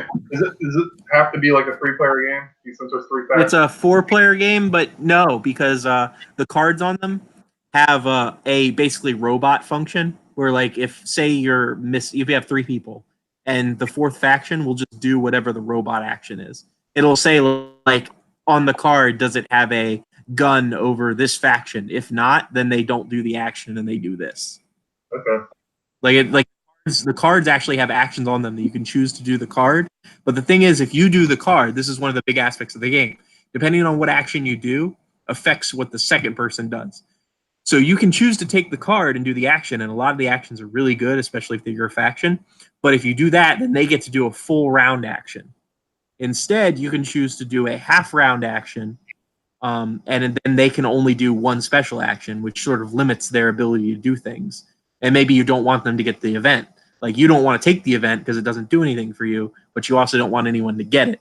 So you may take a lower action level to stop them from taking the event. So that's sort of another interesting dynamic there. Where, like, sometimes you got to bite the bullet to make sure that your enemy, because it could be like, I'm going this turn, and I'm the government, but also the Castro rebels are going, and I don't want them to get the event. So there's sort of that going on. Okay. That sounds cool. It sounds like a game I would never play in a million years. How long does it take to play? Like hour and a half, 2 hours. Okay. Depends on how everyone's going. Coin games, here's the thing with coin games. They are really fast if everyone knows what they're doing. If nobody knows what they're doing, they take forever. So a coin game is a series? Like, there's a series of coin games? Yeah, there's Coin Cuba Libre, and then there's Coin the American Insurrection, and there's a bunch of them. It just stands for counterinsurgency. It's that system of you choose an action, and then somebody has to choose the action after you. The first person who goes determines how play is going to happen for that turn, and then the next turn they don't take an action, they sit out, and then the next 2 go, and then the next 2 go. Like, it's just a revolving door of those 2. Okay, that's cool. It's hard to explain without like having a picture in front of me, but it's basically 2 people go, and then they don't get to go the next turn, so they have to plan ahead. You can always see the action that's going to come next turn, so you can choose to pass and somebody else go. The thing is, turn order is by the card, so you could get fucked if, like, say 3 people pass. One of them is going to lose that turn, so you have to be careful. All right. That sounds cool. All right, RC. You're on Okay. 26 is Bunny Kingdom, a drafting game by Richard Garfield, which also has area control aspects to it as well.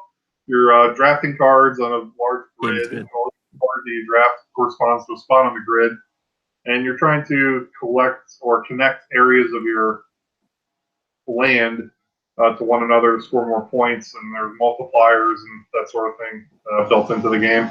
Some cards are just standalone points that they're not concerned with things on the map. Some cards say like you have to have the most bunnies in this type of region, or that type of stuff to score for it.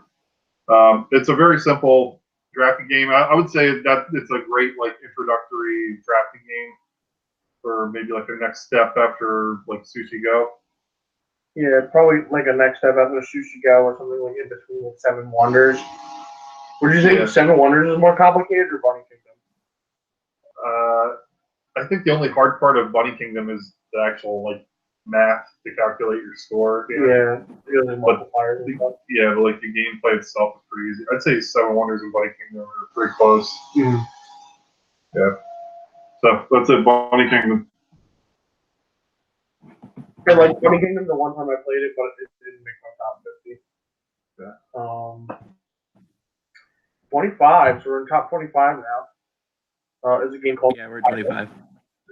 Oh yeah, Tokaido, all right. Tokaido is a game about. It's a cool game that there's no words. Well, if you get the expansion, there's words involved, but in the base game, there's no words. Everything is just written as like a picture on it, and the whole idea is you're going from one end of a track to the other end of a track, and you're stopping in different places, and you're performing actions at these places. So it's kind of like worker placement a little bit, but it's like also kind of like I say racing quotation marks. You're not really racing, but you're on a one-way track, so it's not. There's no like going backwards. And you do different stuff. The flavor of it is you're on a vacation on the I think they name it. It's like the road from like Edo to Edo to Hokusai? No, I can't think of the other city, but it's like a famous road that like was traveled by lots of people, and the idea is you stop at different places along the way to get like souvenirs or buy food, or you meet people, or you go to a hot spring or whatever, and all these different things correspond to giving you victory points. The idea of it is you can't share places though. Well, there's some certain spots that allow two people to go to the same place. But other than that, like you can't share places, so you have to balance blocking other people from what they want to do to also doing things that you want to do. So everyone also has their own special powers, which I like. I love in games where everyone starts with their own little power, and that's cool as well. What else do I like about this game? The art's cool. I like that. Oh, and the big thing of it is like it's not like a specific turn order. Like the way the turns work is whoever's last on the road goes. I like that about that game. And that's just if you're last on the road and you're still last after you make a move, you just get to go again. Yeah. You're still last on the road. That's very cool. So you don't want to rush ahead and get to like the different there's certain points on the map where everyone has to stop and then like the game kind of like resets. Yeah. But it doesn't reset. Like everyone keeps their points, but like everyone has to like get caught up to each other and they start again down the road. Yeah. I think they're called like the taverns or whatever. But the first person to get to a tavern gets the best prize, right? Well, they get the first choice of food. Yeah. So the way you buy food at the taverns, and the food ranges in cost from 1 to 3 money. Yeah. But you can't eat the same meal twice. So if you have first look at what the food is, then you get to choose whatever one you want the most. Yeah. And there's different ways to score points. Like there's like end of game scoring where like. But it's like you want to get to the tavern first. You have the most options available to you, but you also want to race to the tavern because you want to give your opponents more moves to get there. Because like buying food is worth victory points. You pretty much always want to buy food. You're not forced to buy food, but it's worth like 6 points if you buy food. I think in each one, which is a good amount of victory points. So that's it. But if you're focused on only buying cheap stuff and you don't save money for food, you might get locked out. Like if you're like, oh, I'm only going to go to the tavern with 1 coin, then if you're not offered a meal that's worth 1 coin or less, you just forego buying food, you lose those points. Or you could like only have the meal that you beat last time, and you can't have that one. You can't eat the same meal twice. Anyway, it's Tokaido. It's a cool game. I like it. my sister enjoys it a lot, so I need to play with her. So I like that game. I mean, it's very simple, so it's a good just time waster, and it's also pretty if you're playing just the base game. yeah, it's very simple. If you add the expansion to it, it does add a little more options because like it basically gives like an upgraded version of all the places you can stop at on the map. Everywhere you stop, you can pay a coin and do something better.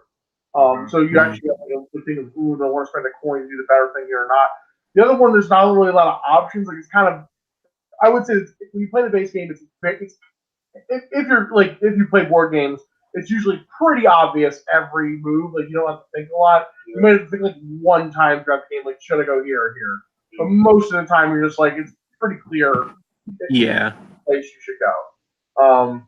So that's pretty much it. But it's a cool game. It's a cool like it's not a serious game. It's meant to just be like a relaxing. It doesn't be exactly what it is. Like it's the flavor of it is just nice stroll down the road, watching the sunset or whatever. You know, it's not meant to be like a big war. Yeah. But anyway, that's my the 25. All right. My 25 is Viticulture. Have you guys played it? I've heard of it. I'm told it's very good. You said viticulture, right? Viticulture, yeah. Never played it. I've heard it's good. Yeah, it's really fun. It's so basically it's a you're competing with other people running a vineyard, and you take as a worker placement. You take actions every season, and then you try to fulfill orders of wine. There's both red, white, and blush, which is like a combination of the two different types of grapes. And what I really love about the game, like that really got me hooked on it, was that the way that it simulates time, like the seasons, where like in the beginning of the game, there's only you can take any action, like you can do any type of action on the board, like building things, harvesting grapes. You could do all of that, and it's the spring phase. But when you go into the winter phase, which is the second part, you place all your workers again, but you can only do winter type actions. So but there's only a set number of spaces. So you have to like think, okay, what do I want? What's the most important thing I have to do this turn, and what can I afford not to do? So you have to sort of sometimes plan ahead because there's only two spots to say harvest grapes. Well, do I really need to harvest grapes this year? No. Maybe I should do something else. But the thing is, if you go into the winter phase and a bunch of people did winter actions, then you might not get to do anything in the winter phase, and it's like because you waited too long and you can't set the grapes or sell them.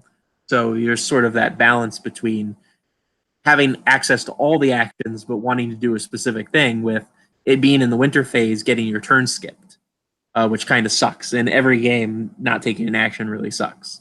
So it's really fun. Loved it, and it's a good like little worker placement. You get to like upgrade things, and it has a. I love the little wooden pieces. Like there's the chalices and like all that stuff. Like running an actual vineyard, and it's really cool that they have an action for all the things that you would actually do running a vineyard. I really like it.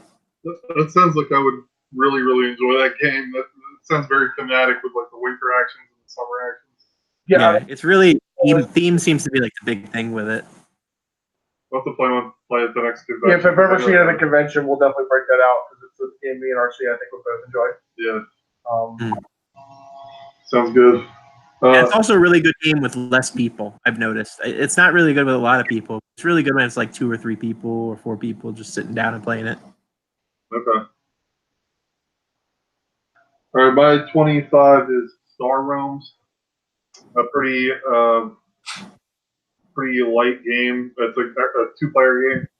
It's a deck builder themed with the spaceships, and there's you're just buying better ships and using your better ships to deplete your opponent's authority down to 0.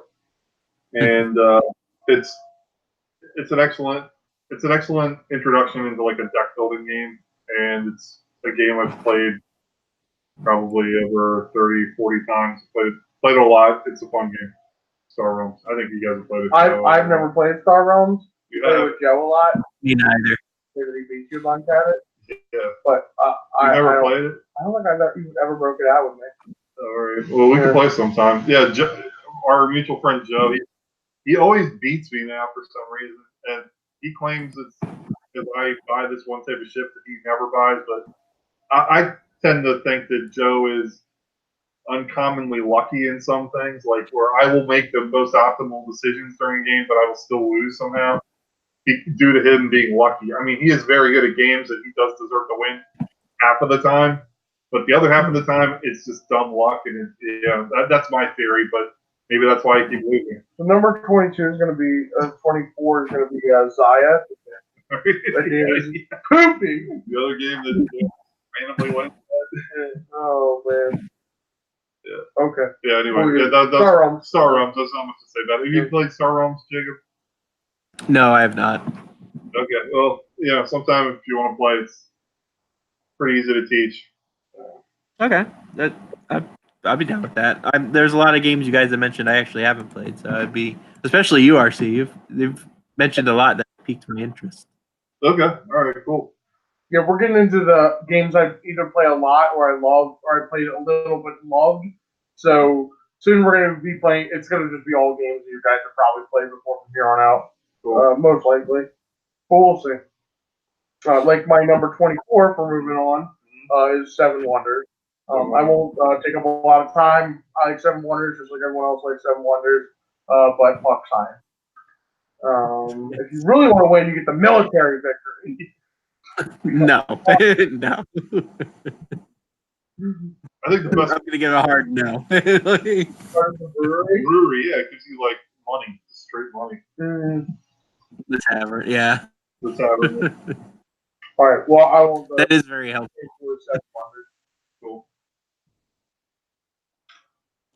Oh, that's it. All right. Yeah, I've already. I think we talked about it twice. This is the third time talking about Seven Wonders. You don't talk about it anymore. Yeah. All right. Well, here's another one. You at least have, Mike. Werewolves of Miller's Hollow. So I won't take up much time with that one. It was one of the first games I played at the game club. Really fun. My only problem with the game is that when you have large groups, I mean, the first person dies, it's the worst thing ever.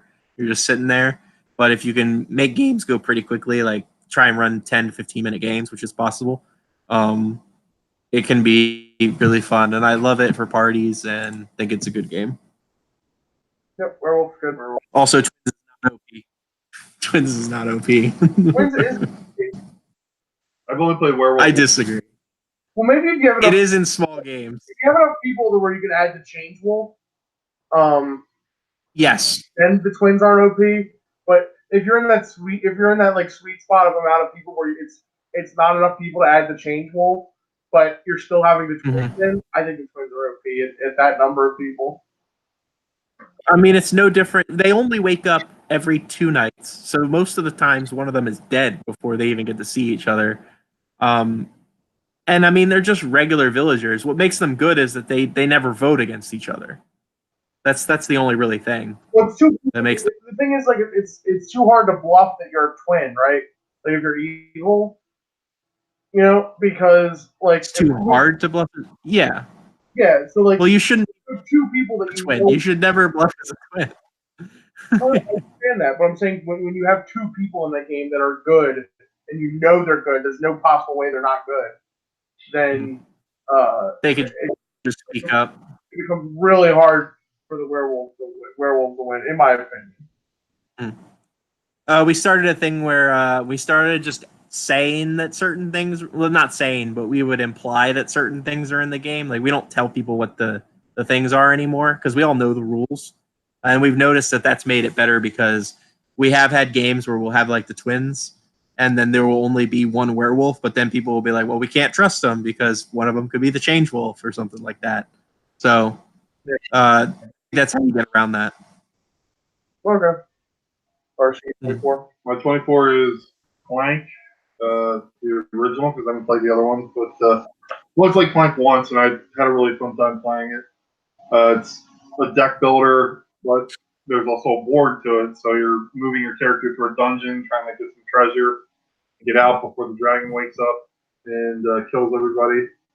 And it's there's like a nice little tension between like how many moves, how many more turns do I want to take, and how much do I want to press my luck, because whenever that dragon gets activated, you're pulling cubes out of the bag, and if you know that you have so many of your cubes in there, your chance of being drawn out of the bag is increased. So it's a cool, it's just a cool, press your luck thing. That's mechanism that steams very well for the game. Yeah. I enjoyed Clank as well when we played it. Yeah, it's fun. 23. 23 is a game I got to play a few times, but I haven't played since because the guy who used to bring it to RCs we don't play with anymore. But it's a game called Outpost. Oh yeah. And I think it kind of it Terraforming Mars has kind of replaced this game in my heart because it's just a way better game. Yeah. But Outpost is also really cool. Where I don't really know how to describe it. It's like a resource management game where you're buying different buildings and stuff and then manning them with people to produce things. And you can man them with people or you can man them with robots and there's different benefits to either one. Like a weird pyramid of numbers because it'll go from 17 to 54 to 81, and the numbers don't make any sense. But it's the next tier is not exactly double, but it's it's weird. It is a weird game. It's a weird game. But I enjoyed it a lot. I would play it again if I owned a copy.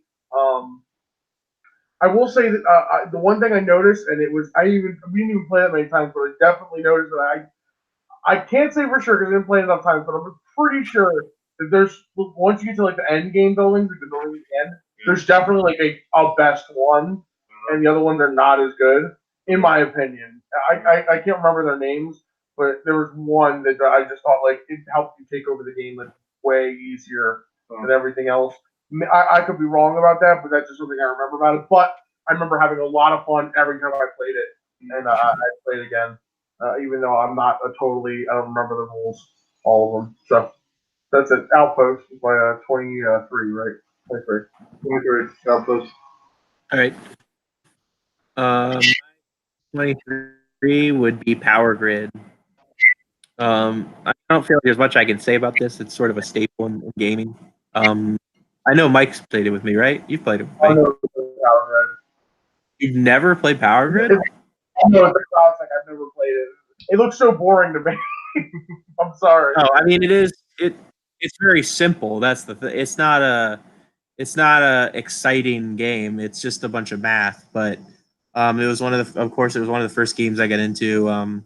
You're a power company, and there's multiple expansions for this game, different maps, different countries, and you just are trying to get more cities powered than your opponents. And there's a bunch of different rules, depending on what country you're in. For example, in the Australia expansion, there's 4 different resources in all the games: coal, oil, trash, and uranium for nuclear plants. But in certain expansions, certain rules that change things. For example, in Australia, you can't build uranium power plants, but you can instead. The uranium power plants are mines, and they mine the resource, and then you can sell it on the global market for extra money. And of course, there's certain there's 3 phases of the game where resources change in their availability depending on what map you're on, how many players you have. And of course, the way that the auction works in the game for buying power plants is whoever has the lowest number of cities goes, and there's plants from 1 to 50. And the higher you get, the more efficient the plants are, but also the higher their starting costs are, and the more people are going to bid on them. As you can only have 3 plants at a time, so you want to be more efficient, so you can burn more resources per amount of cities you power. And it's really fun. It's just if you like math and area control. I hate math. You hate math. Hate you. Right. No, I know it's a classic. Everyone says they love Power Grid. Every time I see people talking about their top favorite games, Power Grid always gets mentioned. I'm sure it's great. I think the box art is abhorrent and straight out of the 80s. Yeah, and and the theme doesn't interest me at all. It makes if I wanted to be a civil engineer, I would have went to college for 27 years or whatever. I played Power Grid once, and I enjoyed it. But later, I played the Power Grid card game, Yeah. and that was like a simplification of the Power Grid system. And I think I might like the card game a little bit better than the base game Power Grid. Yeah, but that's an entirely different game. It is different. Yeah, it is the different. same game at that point. Yeah, that's true. Power Grid's a good game. Yeah. I enjoy it. Yeah. I'm just being facetious. I'm sure it's great. I've never played it.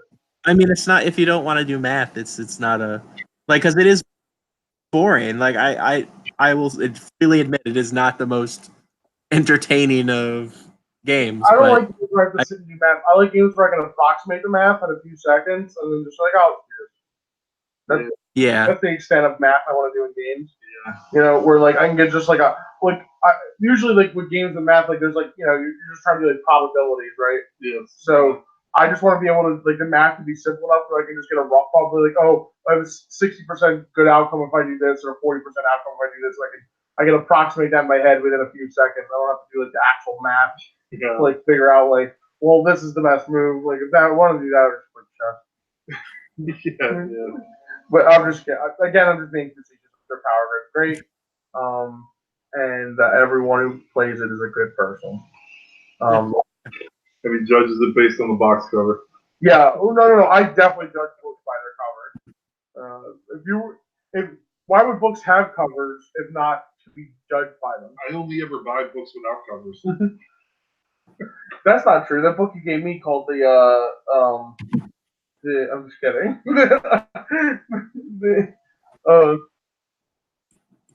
Anyway, RC, go. Number 23 is Orient Express, a game that you and your opponents are building railroads. I guess is there only one version of this game? It's Europe, right? Yeah, it's Europe, but all the way into like Asia Minor, it's like where Istanbul. Yeah. And then all the way across Russia, pretty much like Siberia exists. Yeah, right. So it's a map of Europe and some of Asia, and you're building railroads. And unlike most railroad games, you don't just leave your track down; you later have to pick it up, most likely, in order to build again, because you have a limited amount of train tracks, and you're trying to like maximize your coverage of an area, score your points, then pull up your rail that you've laid down and lay it somewhere else. And it's a fun game. I'd say it's maybe the same complexity as like Ticket to Ride, but it's like a different type of game. I would give it a little more complex for Ticket to Ride just because it adds like the two different kinds of tickets you can complete. Yeah, and then the whole like and the part that I don't like about the game, which is the set matching aspect of it too, which I think is just like tacked on for no reason, but Orient Express. Yeah, for Orient Express, like not the region ones, like the ones that are like the national ones, like they have those like little like watermarks or whatever. Oh, all look the same. I wasn't really paying attention. Yeah, I think a good way to play that game is to not pay attention to them at all. Yeah, honestly. But what do I know? I'm a noob. But anyway, I like Orient Express as well. Yep. 22 deuces.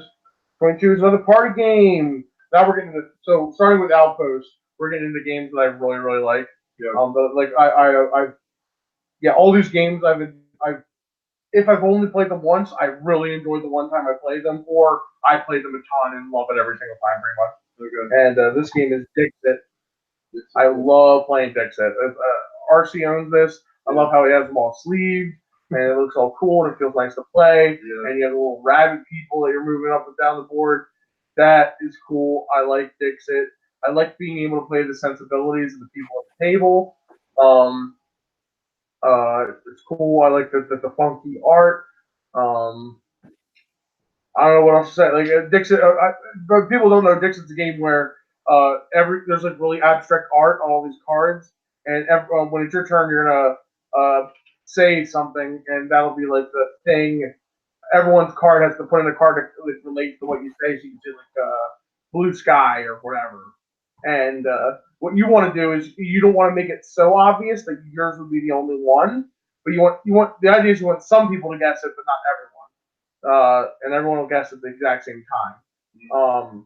So that's how you get points. And eventually you get to the end of the board, whoever gets like 50 points first wins or whatever it is. And that's I like it. I like Dix a lot. I've enjoyed it every time I played it, and I play it again in a heartbeat. Fix it. So Jacob, 22. All right. 22 is Small World. I think it was already mentioned by RC, right? Did you mention Small World? Possibly. Let's see. I don't think you mentioned Small World, did you? Well, anyway, it just I liked it. I played it for the first time like a few weeks ago, and I just loved it.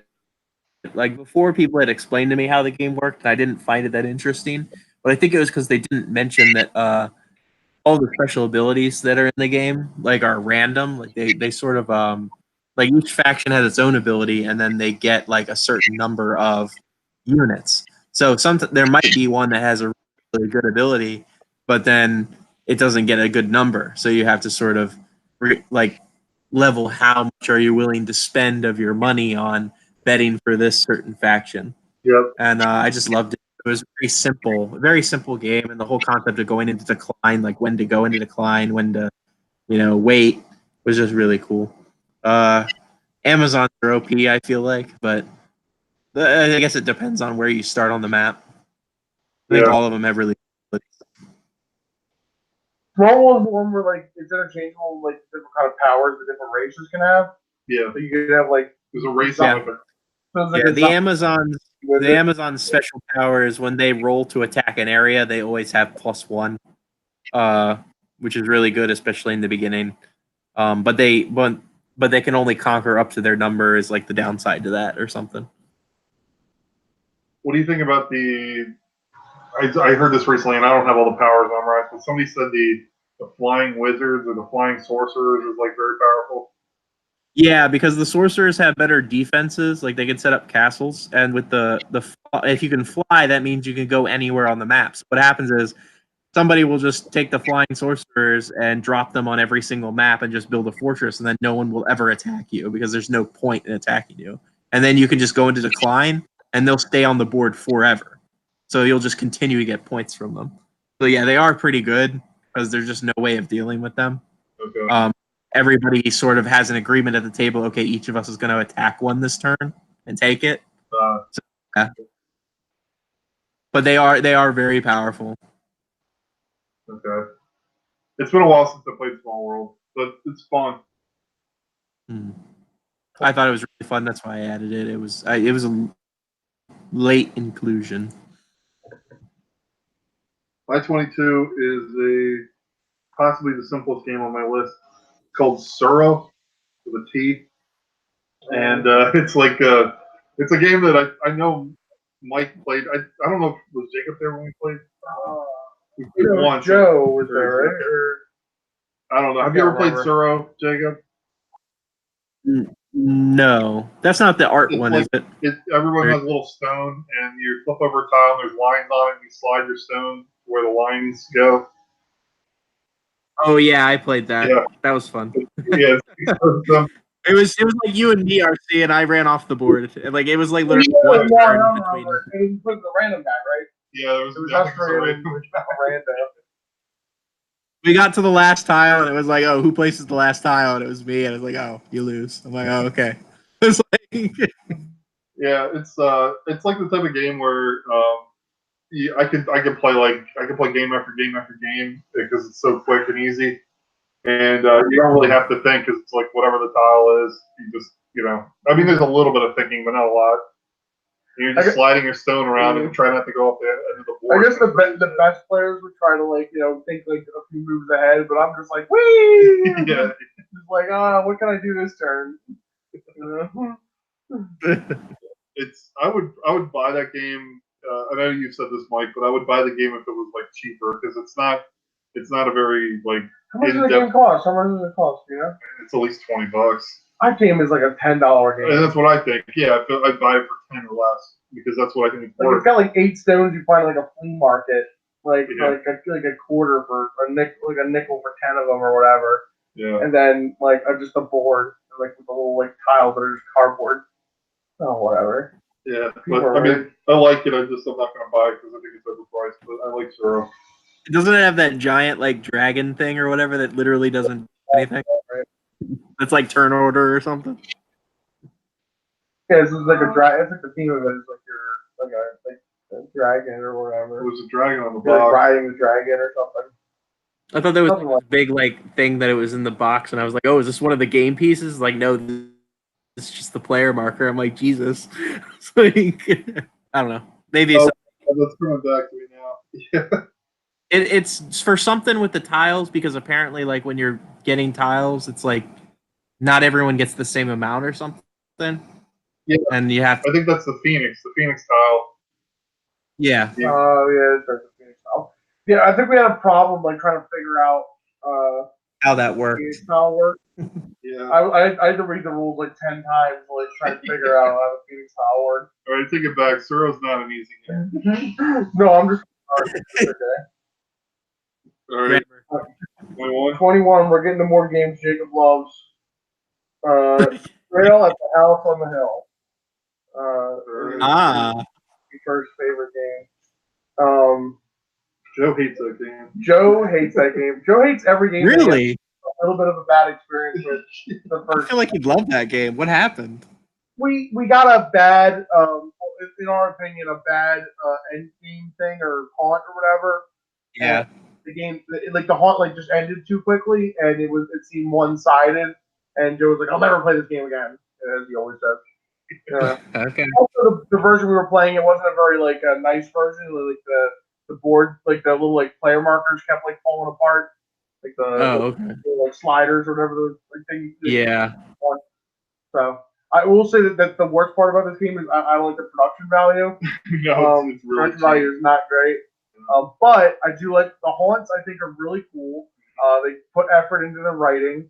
I like the little like characters and like how like they have like a little different interests, like or whatever.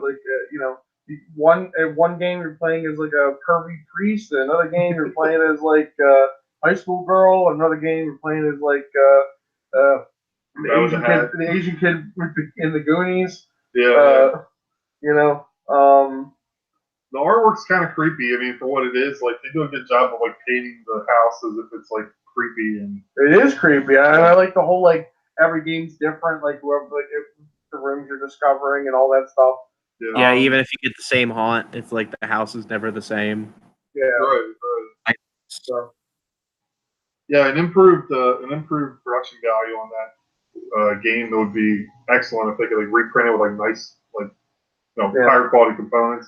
Yeah, there's an expansion that influences everything. So one of the things with the version you guys played with is in the original version, when they printed it, the underground lake is only in the attic, or not the attic, the second floor, which makes no fucking sense. It was a misprint, so they fixed that in the newer version. Okay.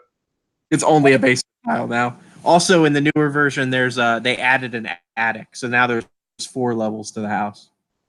Okay. Yeah. There's also a legacy version of the game now. Oh, is there? Yep, playing that. Yep. Yeah, It's fun. Oh, you guys playing it already? Okay. Yeah. So cool.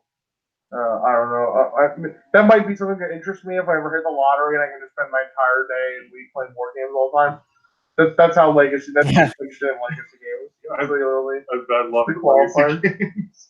If I qualify for legacy games, I need to be like maybe I like break my leg one day and like all I can do is play a legacy game. So, but anyway, that's it. Yeah, Patrol House on the Hill, cool, like it. I like how you don't even know who the traitor is until like it's revealed. I mean, like you can't like it's not like the game like at the beginning of the game there's a traitor. Yeah. Like no one knows who the traitor is until like it's revealed. You know, it's a true surprise. Yeah. All right. Yeah. Number 20. What are we? 21. 21. It's Secret Hitler, so I won't talk about it much. I was going to save my thoughts on Secret Hitler because I knew you were going to want to talk about it. So. Oh, okay.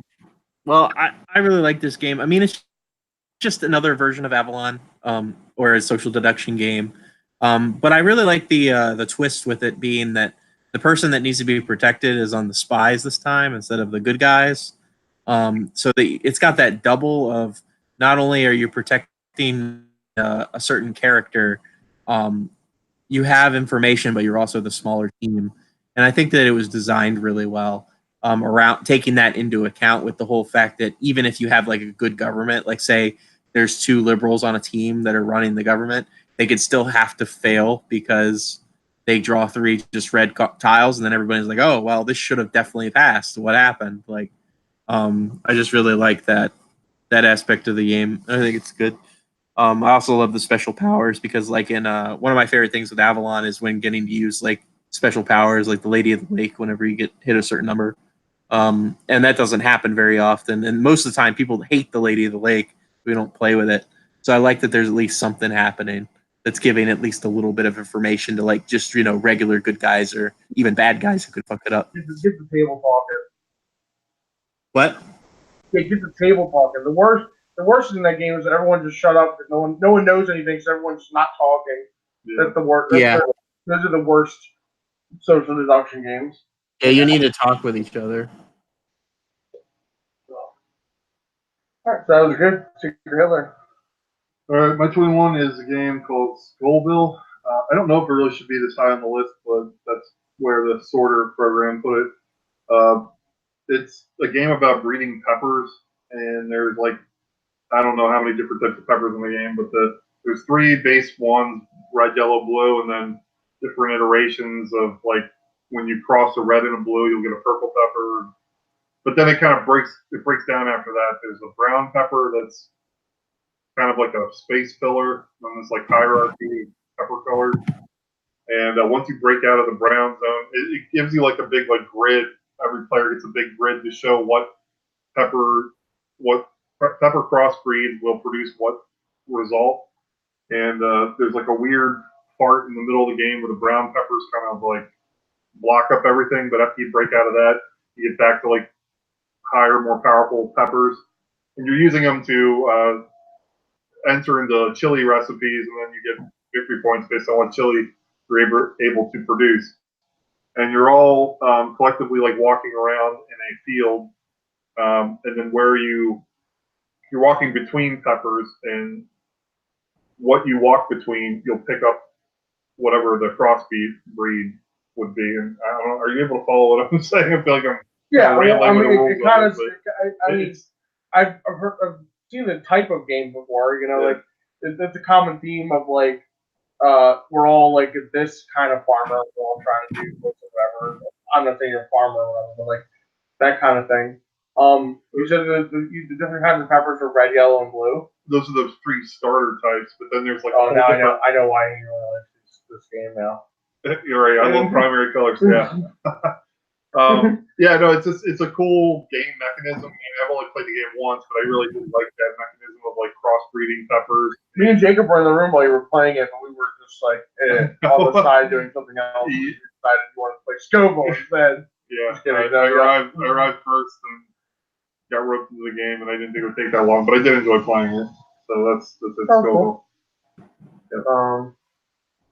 Also, on a side note, speaking of like growing or having like different vegetables or stuff, did you see that they like genetically engineered bananas? These like kind of bananas. They genetically engineered these bananas that they can grow that are blue, and they taste like vanilla ice cream. Really? Yeah. Damn, that's awesome. It's so cool, isn't it? Like I want one right now. Yeah. Sounds really good. Anyway. I did not hear about that. I did hear about the Chinese scientists who genetically engineered some babies to be HIV resistant. Really? I didn't hear about that. That sounds interesting. And of course, they want to drag him across the coals because he like genetically engineered a human being. We're like, that's the future of this species. Gattaca, man. We're getting there. We're gonna live in the world of Gundam Seed. There's gonna be genetically superior humans, and they're gonna fight us inferiors. Yeah, obviously. Well, that's already happening with the. No, I'm just kidding. Number 20 is not old, but like it's one of the first like games that I got into that wasn't like Magic the Gathering. Yeah. And it's Ascension: Chronicle of the Godslayer, which is a deck building game. Whereas it's like Dominion, but instead of there being one currency, there's 2. So you have to kind of either you can go heavy into one or heavy into the other, but if the random like row of cards that you can either purchase or fight, there's the two currencies is either like combat strength or money purchasing power. If you like only go into one, then you could get screwed by the randomness if there's only like one thing you can do.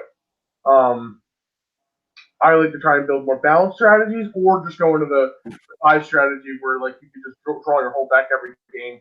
Like with the green cards, there's different there's different factions. I guess you could call them factions, but it's more just like different themes of like where their powers are around. There's the green guys, the purple guys, the gray guys, and the artifact guys. I forget what they're all called, but obviously it's been a while. But this is a game that I own. I own the base version. I have it sleeved. I like playing it. I like to play it as a two-player game. Either two-player or as a team game. I find in three-player games, what usually ends up happening is one person just gets ahead and the other two people can't fight them effectively. And what usually happen in three-player games is one person will go into the buy strategy, and either one person will go into the fight strategy, and then the other person will try to go into both, but won't do as well as they do the other two. And then the randomness will just make whoever that is. Whereas in a two-player game, it's easier to balance the fight and the buy.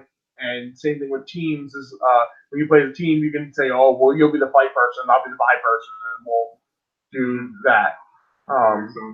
So I like the game. There's a bunch of expansions. I've played some of them. I don't own any of them, but I've played some of them. I don't like the ones that add a bunch of randomness to the game. I think that's dumb. But the ones that just have like random new cards to buy and like things like that are cool. So Ascension. It was my favorite deck builder for a while. Okay. So I'm like the little foreshadowing. 20's still pretty high though. 20's still pretty high, yeah. So Jacob, number 20. Number 20 is Ascension.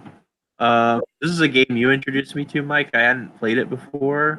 Oh, okay. And even though it's just a deck builder, but I really like the art in the game, and it's a mystery to me because I haven't played it that much. I think I've only played it ever with you, and I just love the mechanic. There's some strategies I wanted to try. I don't think I've ever done mechanic construct strategy. You need to play more Ascension. I'll play more Ascension with you any day, Jacob. Yeah. I just haven't been able to explore many of the strategies. Usually in that game, what I do is I just grab every card that says draw a card, and I just keep redrawing my deck and just make infinity everything.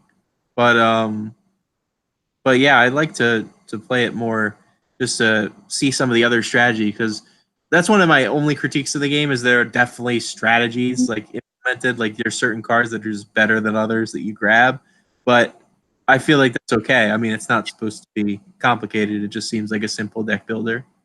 Yeah, I don't think it's supposed to be like especially in the base version of the game. I don't think it's meant to be there's definitely like each of the factions have their own kind of strategy, and some mix well with others, and some don't. I will say I think the weakest part of the game is the monks or whatever, the gray guys faction. I think is they're like a good supporter class kind of thing. Like you kind of add them to your deck as like a thing, but they don't have their own.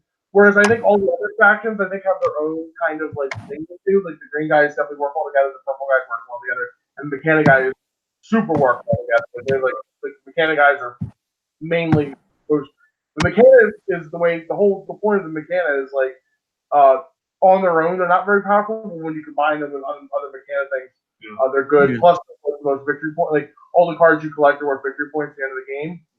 Yeah, mechanic they're also very expensive. A lot of the mechanic cards are really good are very expensive. Yeah, you'll buy an 8-cost mechanic construct, but it'll be worth 8 victory points. Whereas the green guy, their most expensive ones cost 7, but it's only worth 3 victory points at the end of the game if you have it. Okay. Whereas the 8, but it does a way more powerful effect than the 8-cost mechanic construct. Okay. That kind of thing. I like Ascension. I'll now that I know I didn't know you liked it that much, Diego. Now that I know that, I'll break it out more often.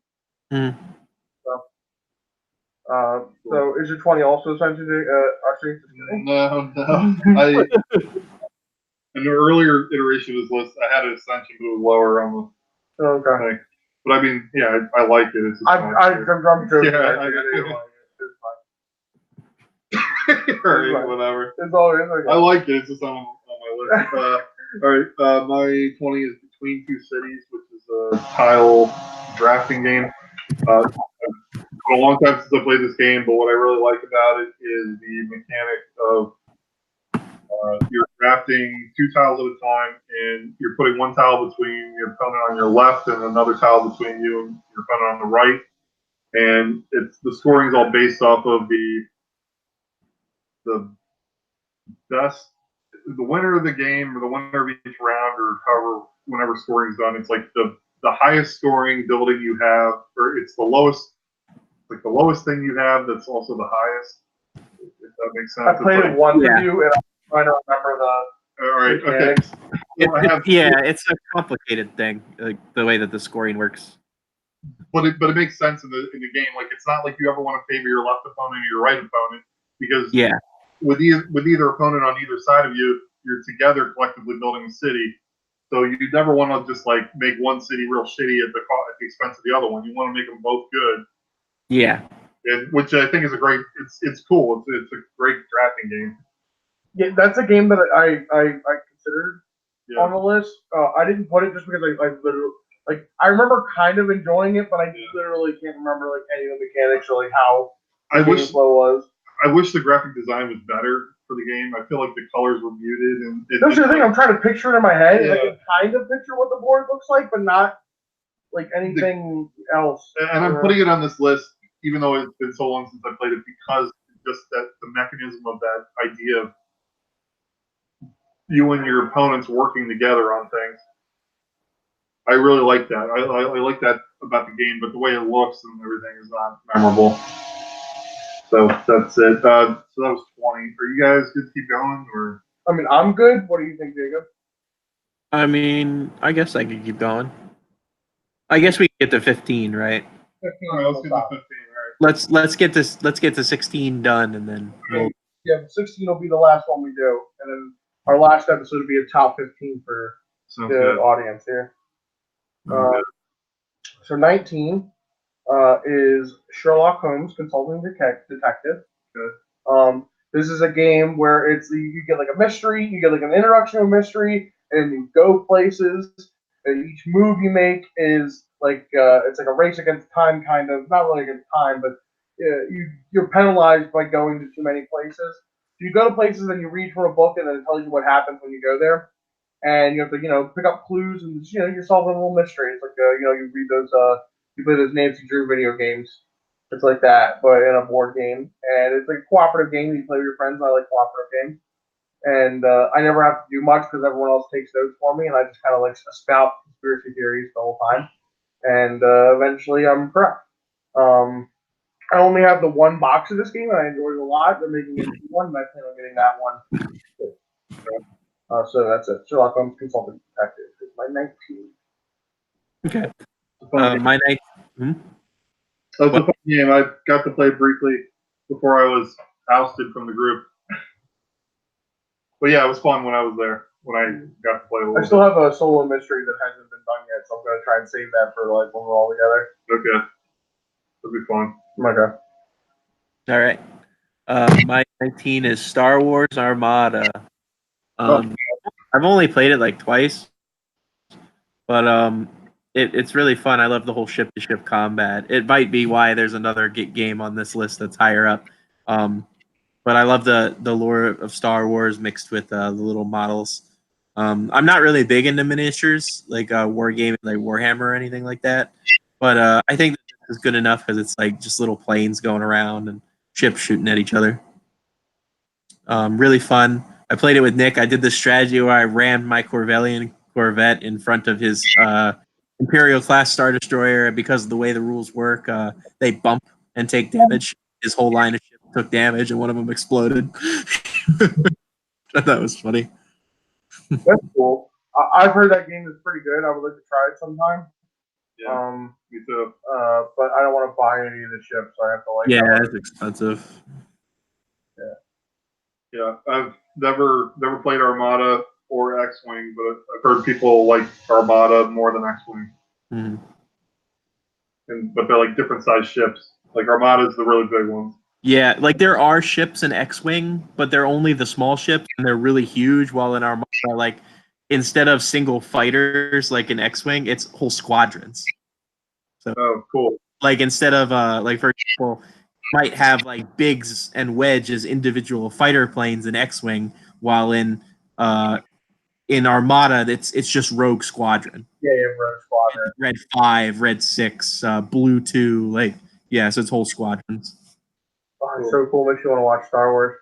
Which small tangent, by the way, when they announced Rogue One, I don't know if I said this at any point, but like super psyched at the time because I thought, oh my god, it's going to be Rogue Squadron, right? And then I saw the trailer and I was highly disappointed, but movie was still okay. That is funny you're disappointed by that. I can understand that.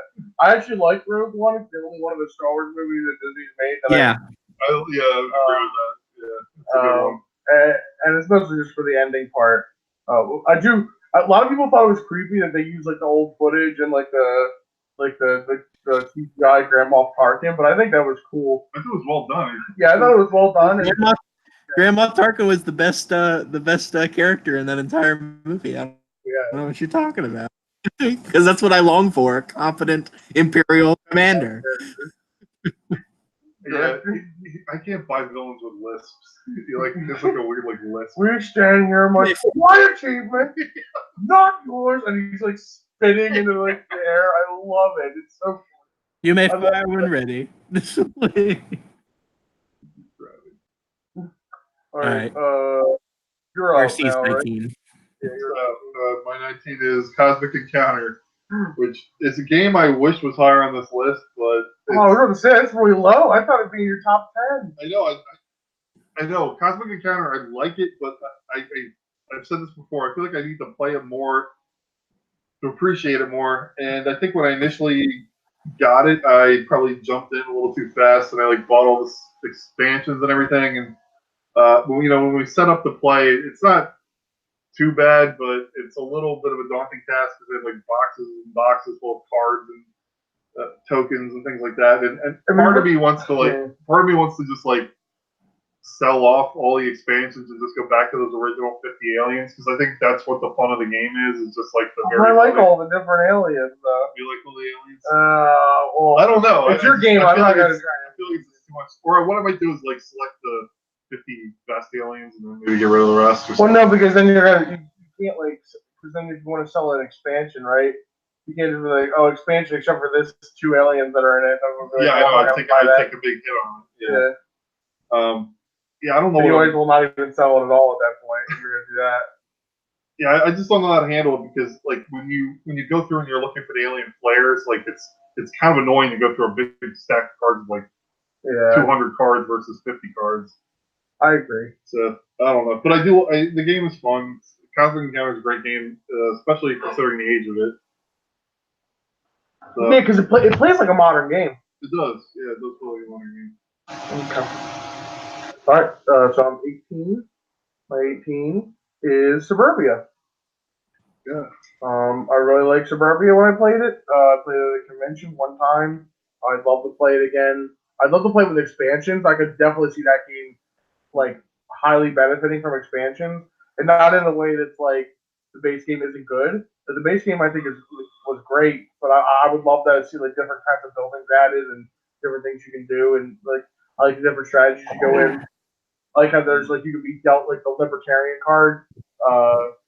To start your secret your secret mission or whatever. Not mission, but your you get more points of war. Yeah, you get more points. No the one I had when I played Suburbia the first time was libertarian, which I had the least amount of government buildings, and I never added one the whole time, but RC didn't either, so I was so worried that he was gonna just fuck me. But then he added a school in the last, it was the third to last round. You finally added a government building. Jesus Christ, thank you. But RC Anarchy. Anyway, but yeah, you guys saw me though. But yeah, that was fun. I like the mechanic. I really like the mechanic, the lake mechanic. So if you couldn't do anything, you could just get a lake and get some money. I like that. Yeah. Suburbia is my 18. All right, my 18 is Betrayal at the House on the Hill, so I won't spend too much time on it. It was one of the first games I got into with the board gaming club, and I love the idea. There were so many different scenarios you could get into, and the whole exploring the house. That's the best part. I feel like exploring the house is the best part, not even the really the and all the events and all the items you find and the omens.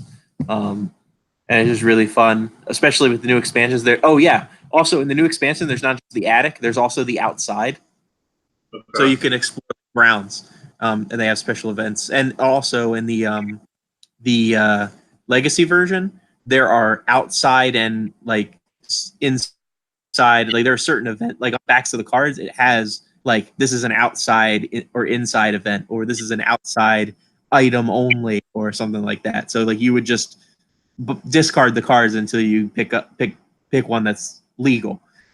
That's cool. So it's really cool because it sort of tries to fix the whole aspects of why the fuck is there a an outside graveyard on the second floor or something like that, or why is it that this event says that I'm in the middle of a field but it happened inside the house, like that kind of stuff. It's really cool. No, I like Betrayal as well. Cool. I like it. I think it's a well-designed game with terrible components. I would agree with that. Yeah. Okay, my game is Puerto Rico, which has already been talked about. I think you guys already talked High about up on. It's ahead of Cosmic Encounters for you? Yeah, the sorting thing did this. Oh, it's all the sorting thing's fault. Yeah. Puerto Rico, the card game better. No, I'm just kidding. I have not played that. Yeah, no, I like Puerto Rico. I like it because there's a lot of strategy to it, but there's also I really appreciate the really clean graphic design to the game. Oh, it is very clean. I like the clean graphic design. I like the theming of it. Tobacco, coffee, indigo, corn, sugar. It's great. I mean, I like that time period. I think it's cool. I wish the colonist pieces were a little bit bigger because they're too short or something. They're a little tiny. They're too tiny, but yeah, I like Puerto Rico. It's the type of game where I feel like I could play it many, many more times and get better at it because I know there are some people that are very good at the game. Like me. Yes. Yeah, Mike did beat a seasoned player on his first try. Or just like, I'll just make a bunch of coffee and sell it. And then got a bunch of money for selling coffee. Yeah, and the guy was flabbergasted. He couldn't believe it. He really thought I cheated. He was 100%. I was like, nope. And I went through literally everything I did. And I was just like, nope. Yeah. I win. Buying coffee. But on side note of Puerto Rico, I think I shared this with you guys, but I read an Amazon review for Puerto Rico online. Yeah. And it was a woman who bought one for her Puerto Rican boyfriend. Yeah, I heard this story. And she was like, it was all going well until I started reading the instruction manual, and it was just talking about how colonies, you had to add colonies or whatever because they made the land better or something, and talk positively about colonialism and she turned it into a political thing. Yeah, it turned into a political thing. Just that's funny, man. I was dying. All right, Puerto Rico, good game. I'd like to play it again. I think the first time I mentioned it on the podcast was years ago. I don't know. It was a while ago. And you were like, Puerto Rico, what is that? You're you're a mechanic and you get your cousin out of jail or something like that. You made some ridiculous remark because you weren't familiar with the game. Puerto Rico, what is it? You do a parade or something, and then you have a car that bounces up and down. Okay, number 17 is my new favorite deck builder, Clank. Oh, all right. That's cool. I loved Clank when I played it. I want to play it again so badly because I feel like I was one turn away from winning the game, but I pressed my luck one too many times. And I was like, damn it! Yeah. I went for the monkey strategy, which I really enjoyed. I would definitely do that again. I would definitely do the monkey strategy again. Okay. But other than that, yeah, man, I freaking loved Clank.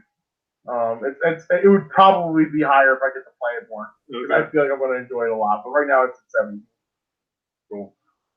All the other games ahead of this are games I've either played more or had way better experiences with. But yeah, like I said, the rest of these games are awesome. So 17 was Clank. Jacob? Yep, my 17 is Axis and Allies Europe. So I have other Axis and Allies games on here, so I'll just go through this really quickly. Axis and Allies is basically Risk, but with actual like rules instead of just chucking dice and whose ever dice are higher.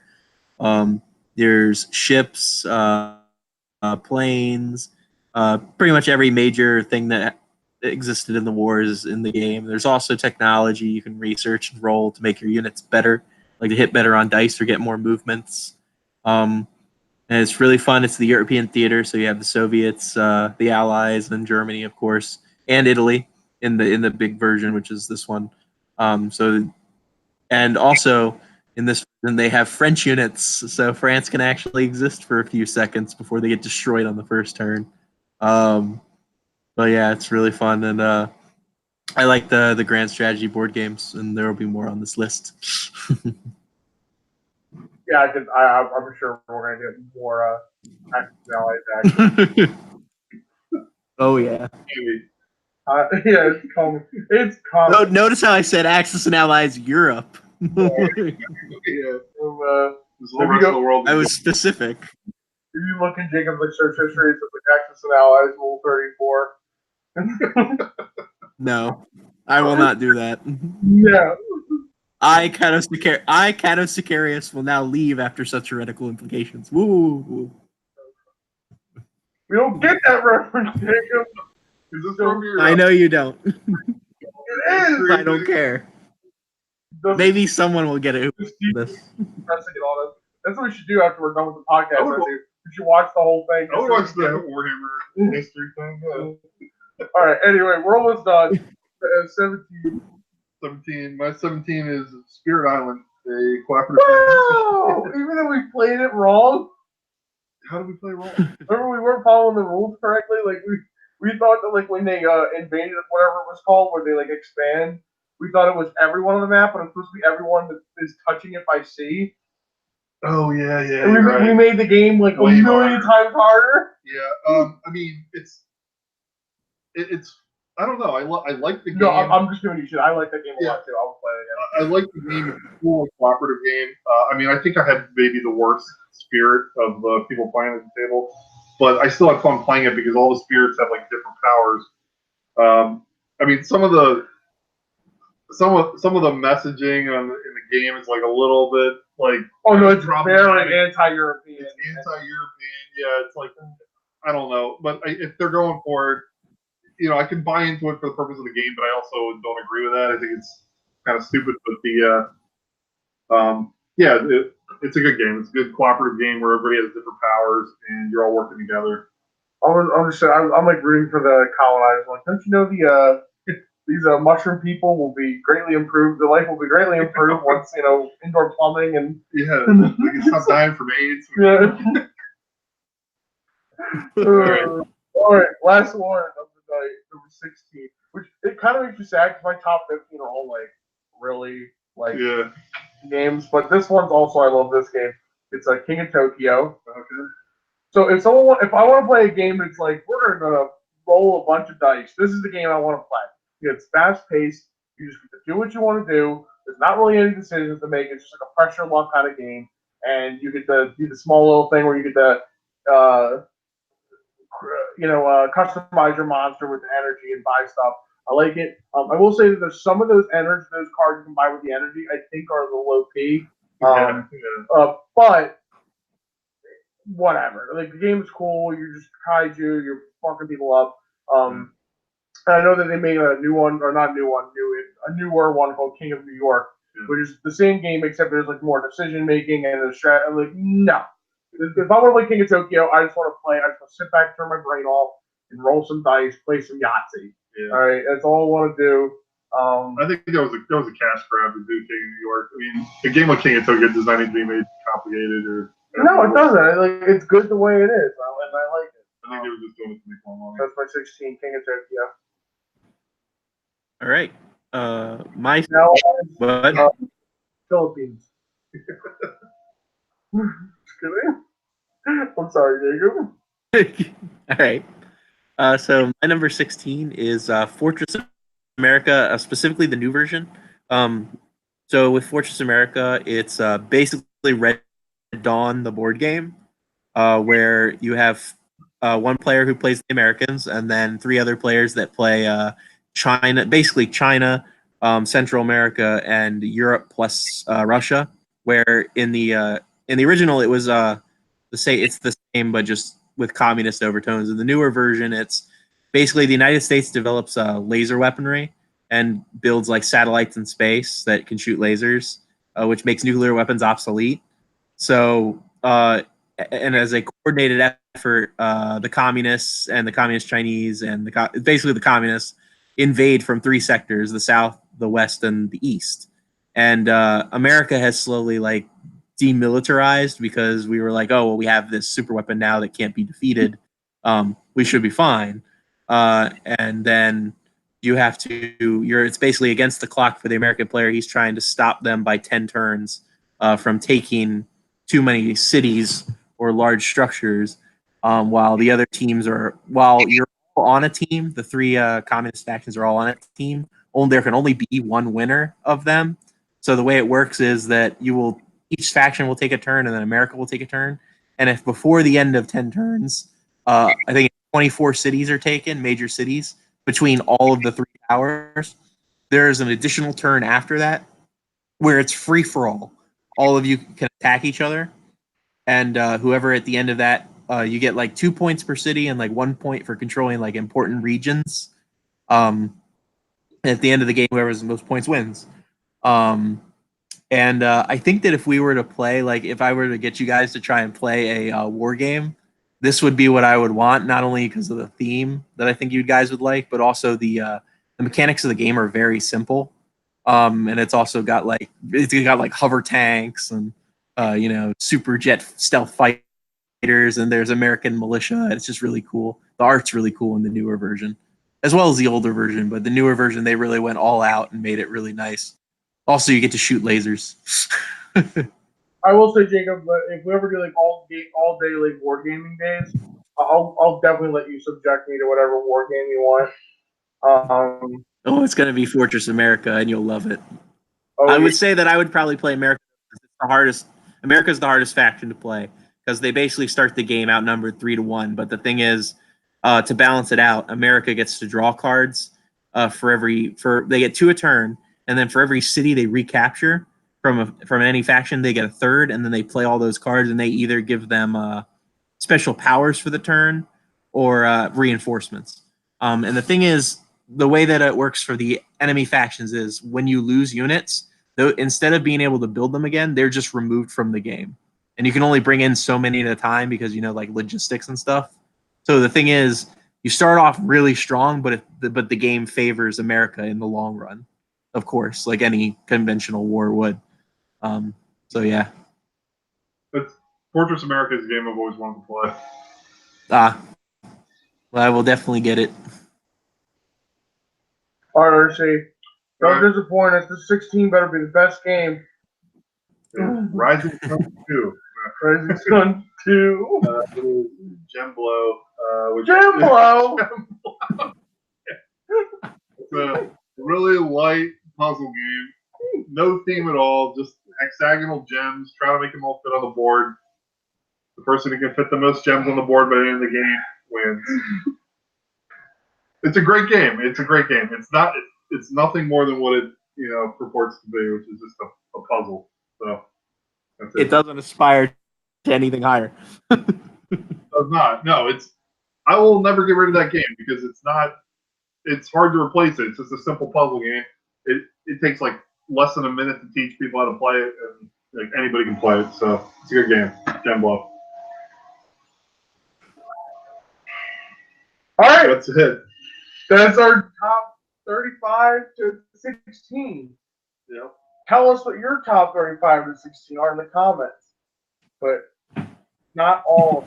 I'm not interested at all. Which ones do you disagree with? Which ones can you not believe that we said? Jumbo.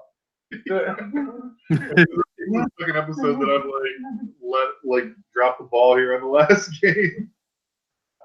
Maybe we should let you be last to go. I'm just kidding. No, Jumbo. I haven't played Jumbo. I played the Locus, yeah, which is like Jumbo, but it's only like 4 people and stuff. Isn't Jumbo Hall up to 6 or something? Yeah, Jimbo goes up to 6. Yeah. So, yeah, it's whatever. I always lose in that game because I can never fit all my pieces on the board, and I suck at it. That's so. the point. Yeah. What was I gonna say? Oh, yeah, so it was good. I will say I'm really excited to do the top 15 episodes because my top 15 they're muy bellissimo games. I will say. But that's it. Anyone else have closing thoughts? Well, let's take bets on how many Axis and Allies games are in Jacob's top 15. All right, I'm gonna. Should we set an over under, or should we just try to do Price is Right rules? Yeah, Price is Right rules. Okay. I'll say there's 3 Axis and Allies games. There'll be more. There'll be more like strategy, area control, like Grand War games. Yes. But 3 will specifically be Axis and Allies games. Okay. I was gonna say 3 too, but I'll say 4 because we're on Price. So just say 1 in case I went over. That's supposed to be Price is Right. There's no way. There's no way it's 2 or 1 though. I'll say 4. Okay. You both fail. You both failed already. There's no point. There's 2. Oh, we both lost. We both lost. Suck. But they're the best ones, though. I don't know. We'll fun side topic. What's a game that all of us named today? You guys were surprised that got named by us. Oh yeah, that's a good one. I'll say I'm surprised that Cosmic Encounter ranked so low. I thought RC liked that game way more than he does. I want to, but I just have to keep playing it. I think. Also, and Jacob, I thought Betrayal House on Hill was ranked low for you. I thought that was one of your favorite games.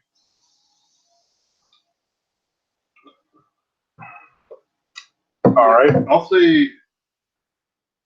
Yeah, all of us have said 7 Wonders, which I think is pretty cool. I think there's a few games. I guess I ranked it the highest out of all of us. So I guess I like 7 Wonders the most out of all of us, but I've also played it the least out of all of us. So maybe that means something.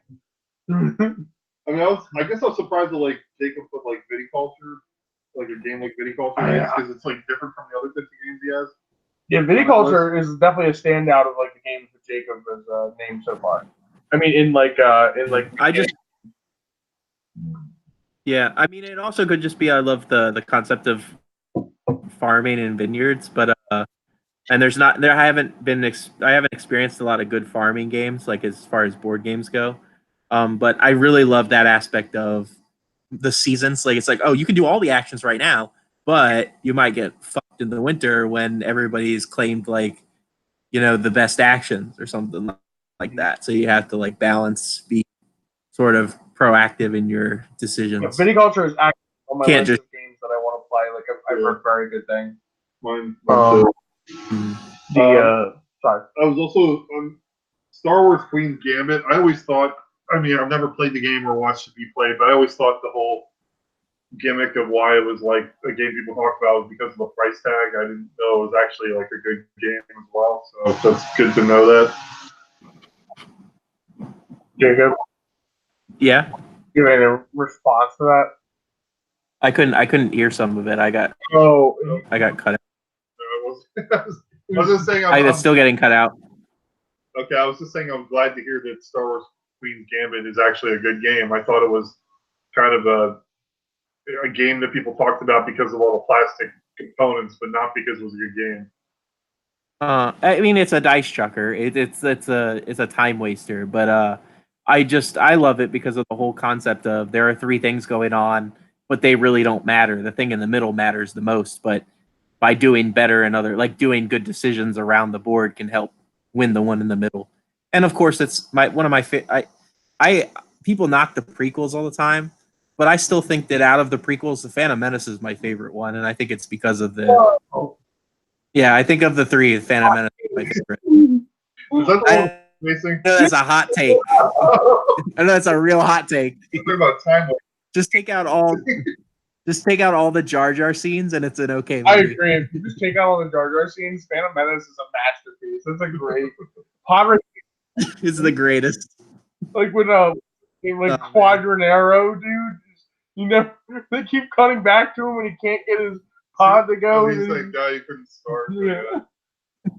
Oh, His God, name some is- of the alien designs for that movie was so dumb. It's so the cool. two-headed announcer thing, God, those things were He annoying. was like, I don't care what universe you're from, that's gotta hurt. He said, It's so crazy. it's so awesome. I love It is so crazy. Also, I think it has the best lightsaber fight in any of the Yes. Darth Maul's Yes. one of the characters ever. Yeah, they really murder him. Love it. That was stupid. I love that movie. The prequels are awesome. Phantom Menace is a way better movie than Episode 7 or 8, and I know people will really fight me on that. Yeah. But and all people love to say is just like, you like that terrible dialogue in Jar Jar Binks. I'm like, well, you like Rose Tico? Like what? I mean, objectively, 7 and 8 are worse than all of the prequel movies. I agree. There is no arguing that. If somebody is arguing that, you can't argue with insanity. That's all I'm going to say about that. I want to know why did they create Snoke if they he wasn't even going to mouth anything? I think it's because a certain ethnic group was in charge of making those movies. And RC, were your expectations subverted? But that's all you have to ask. Yeah, they were. I've subverted your expectations. Pray I don't Therefore, it's masterpiece. Pray I do not subvert your expectations again. Oh man, I think that Ryan Johnson trilogy is not happening. By the way, he's supposed to do the next trilogy. The guy who did the worst movie in existence was being told he was going to get the next 3 Star Wars movies to do. I don't think that's happening. Also, they kept Kathleen Kennedy aboard, but I think she's like only in like a position. She has too much power. They're only keeping her to save face, like, and they're gonna she's gonna quietly like step away, like retire. Okay. Like, they're not gonna fire her. Like, they don't want it to look like they're actually gonna get rid of the people that cost them millions of dollars. You know, they can't afford to. Someone's got to save face for the decision. Yeah, you can't fuck with the mouse, man. Mm-hmm. Like, no matter like how SJW the people at the like the people operating within the mouse are, you know, like the people who are in the head of the company are still like fucking like they want to make money. Yeah. So like this is an argument. Yeah, like Solo lost like over $100 million. Like it's Disney. Like it's not like they can't afford to lose $100 million. It's not like you're gonna change it. Like, no, you don't understand. Like Disney does not make movies to lose $100 million. Yeah. Like even if like the CEO, like Bob Eisner or whatever his name is, can afford to lose $100 million. But he didn't get to his position by being okay with losing $100 million. Like it's unacceptable. They made immediate changes because of that. So I think the movies are unsalvageable. This is the 9th movie is gonna be. I'm going to go see it because I have to know. But it's like there's no salvaging what Ryan Johnson did to Star Wars. We could have a whole another episode about that. I'm sorry, we're kind of rambling now. That should be another series we do. Yeah, just fuck Ryan Johnson and Mark Rosewater. They're like in my Mount Rushmore of like hatred of a person. Oh man, when they do, when Netflix finally releases the Magic animated thing or whatever, we're gonna have to like do commentary on that. Oh my god, we figure. That's when we have to upgrade our technology in the podcast. We have to do like live reactions. So like our heads can be at the bottom of the screen. Yeah, just like oh my god. Chandra delivers her like feminist one-liners or whatever. Well, yeah, like there's definitely gonna be like an intense scene of like Liliana and Nissa like boning each other. Liliana put the giant zombie strap on him. Takes Nissa up the butt. There you go. It's so empowering. Empowering. They were doing like a very popular thread on Magic, the subreddit. Yeah. And they were like casting all the people who would be in like the Magic movie, Okay. and they cast Jace as like some Asian guy. Okay. All right. He was the only white male character, and Gideon was cast as like Jason Momoa, the Yeah. Hawaiian dude, with the Well, Samoan dude. I can kind of see that. No, I could see that. 'Cause he always plays long-haired, bearded guys. I agree, Yeah. except for the only white male character they couldn't even cast a white male for. You know what I mean? Yeah. It's so stupid. Yeah. Well, it's gonna be animated, so it doesn't matter. Yeah, I know. I'm not saying that they were just like if they did like a live action movie. This is here's who I would cast. Just like a freaking what's his name, like fucking what's his name? What's his name, Jacob? What's his name? The guy from They Go to White. Oh, Harold and Kumar. Harold and Kumar. Yeah. Harold and Kumar is fucking Jace, the Mind Sculptor. Yes. All right, that would be the end of the podcast, boys. No. We have to end it on a high note. Oh, okay. What's the high note, Jacob? So for all of our Chinese viewers, which I'm sure there are like all of one of you, June 4th, Tiananmen Square, 1989. All right, we lost. Anybody? You're welcome, guys. You're welcome, guys. Will immediately turn into work. If you don't know what we're talking about, guys, China, just Google it. Yeah, you think China's a great place? June 4th, Tiananmen Square, 1989. Google. Oh man. Yeah, we're laughing now, but that's just gonna happen in our country soon. Yeah. Probably within our lifetime. It's not like tomorrow, but like within our lifetime. Eventually, yeah. You ever seen that? I'll tell everyone this story. You'll have to think about what I'm about to say.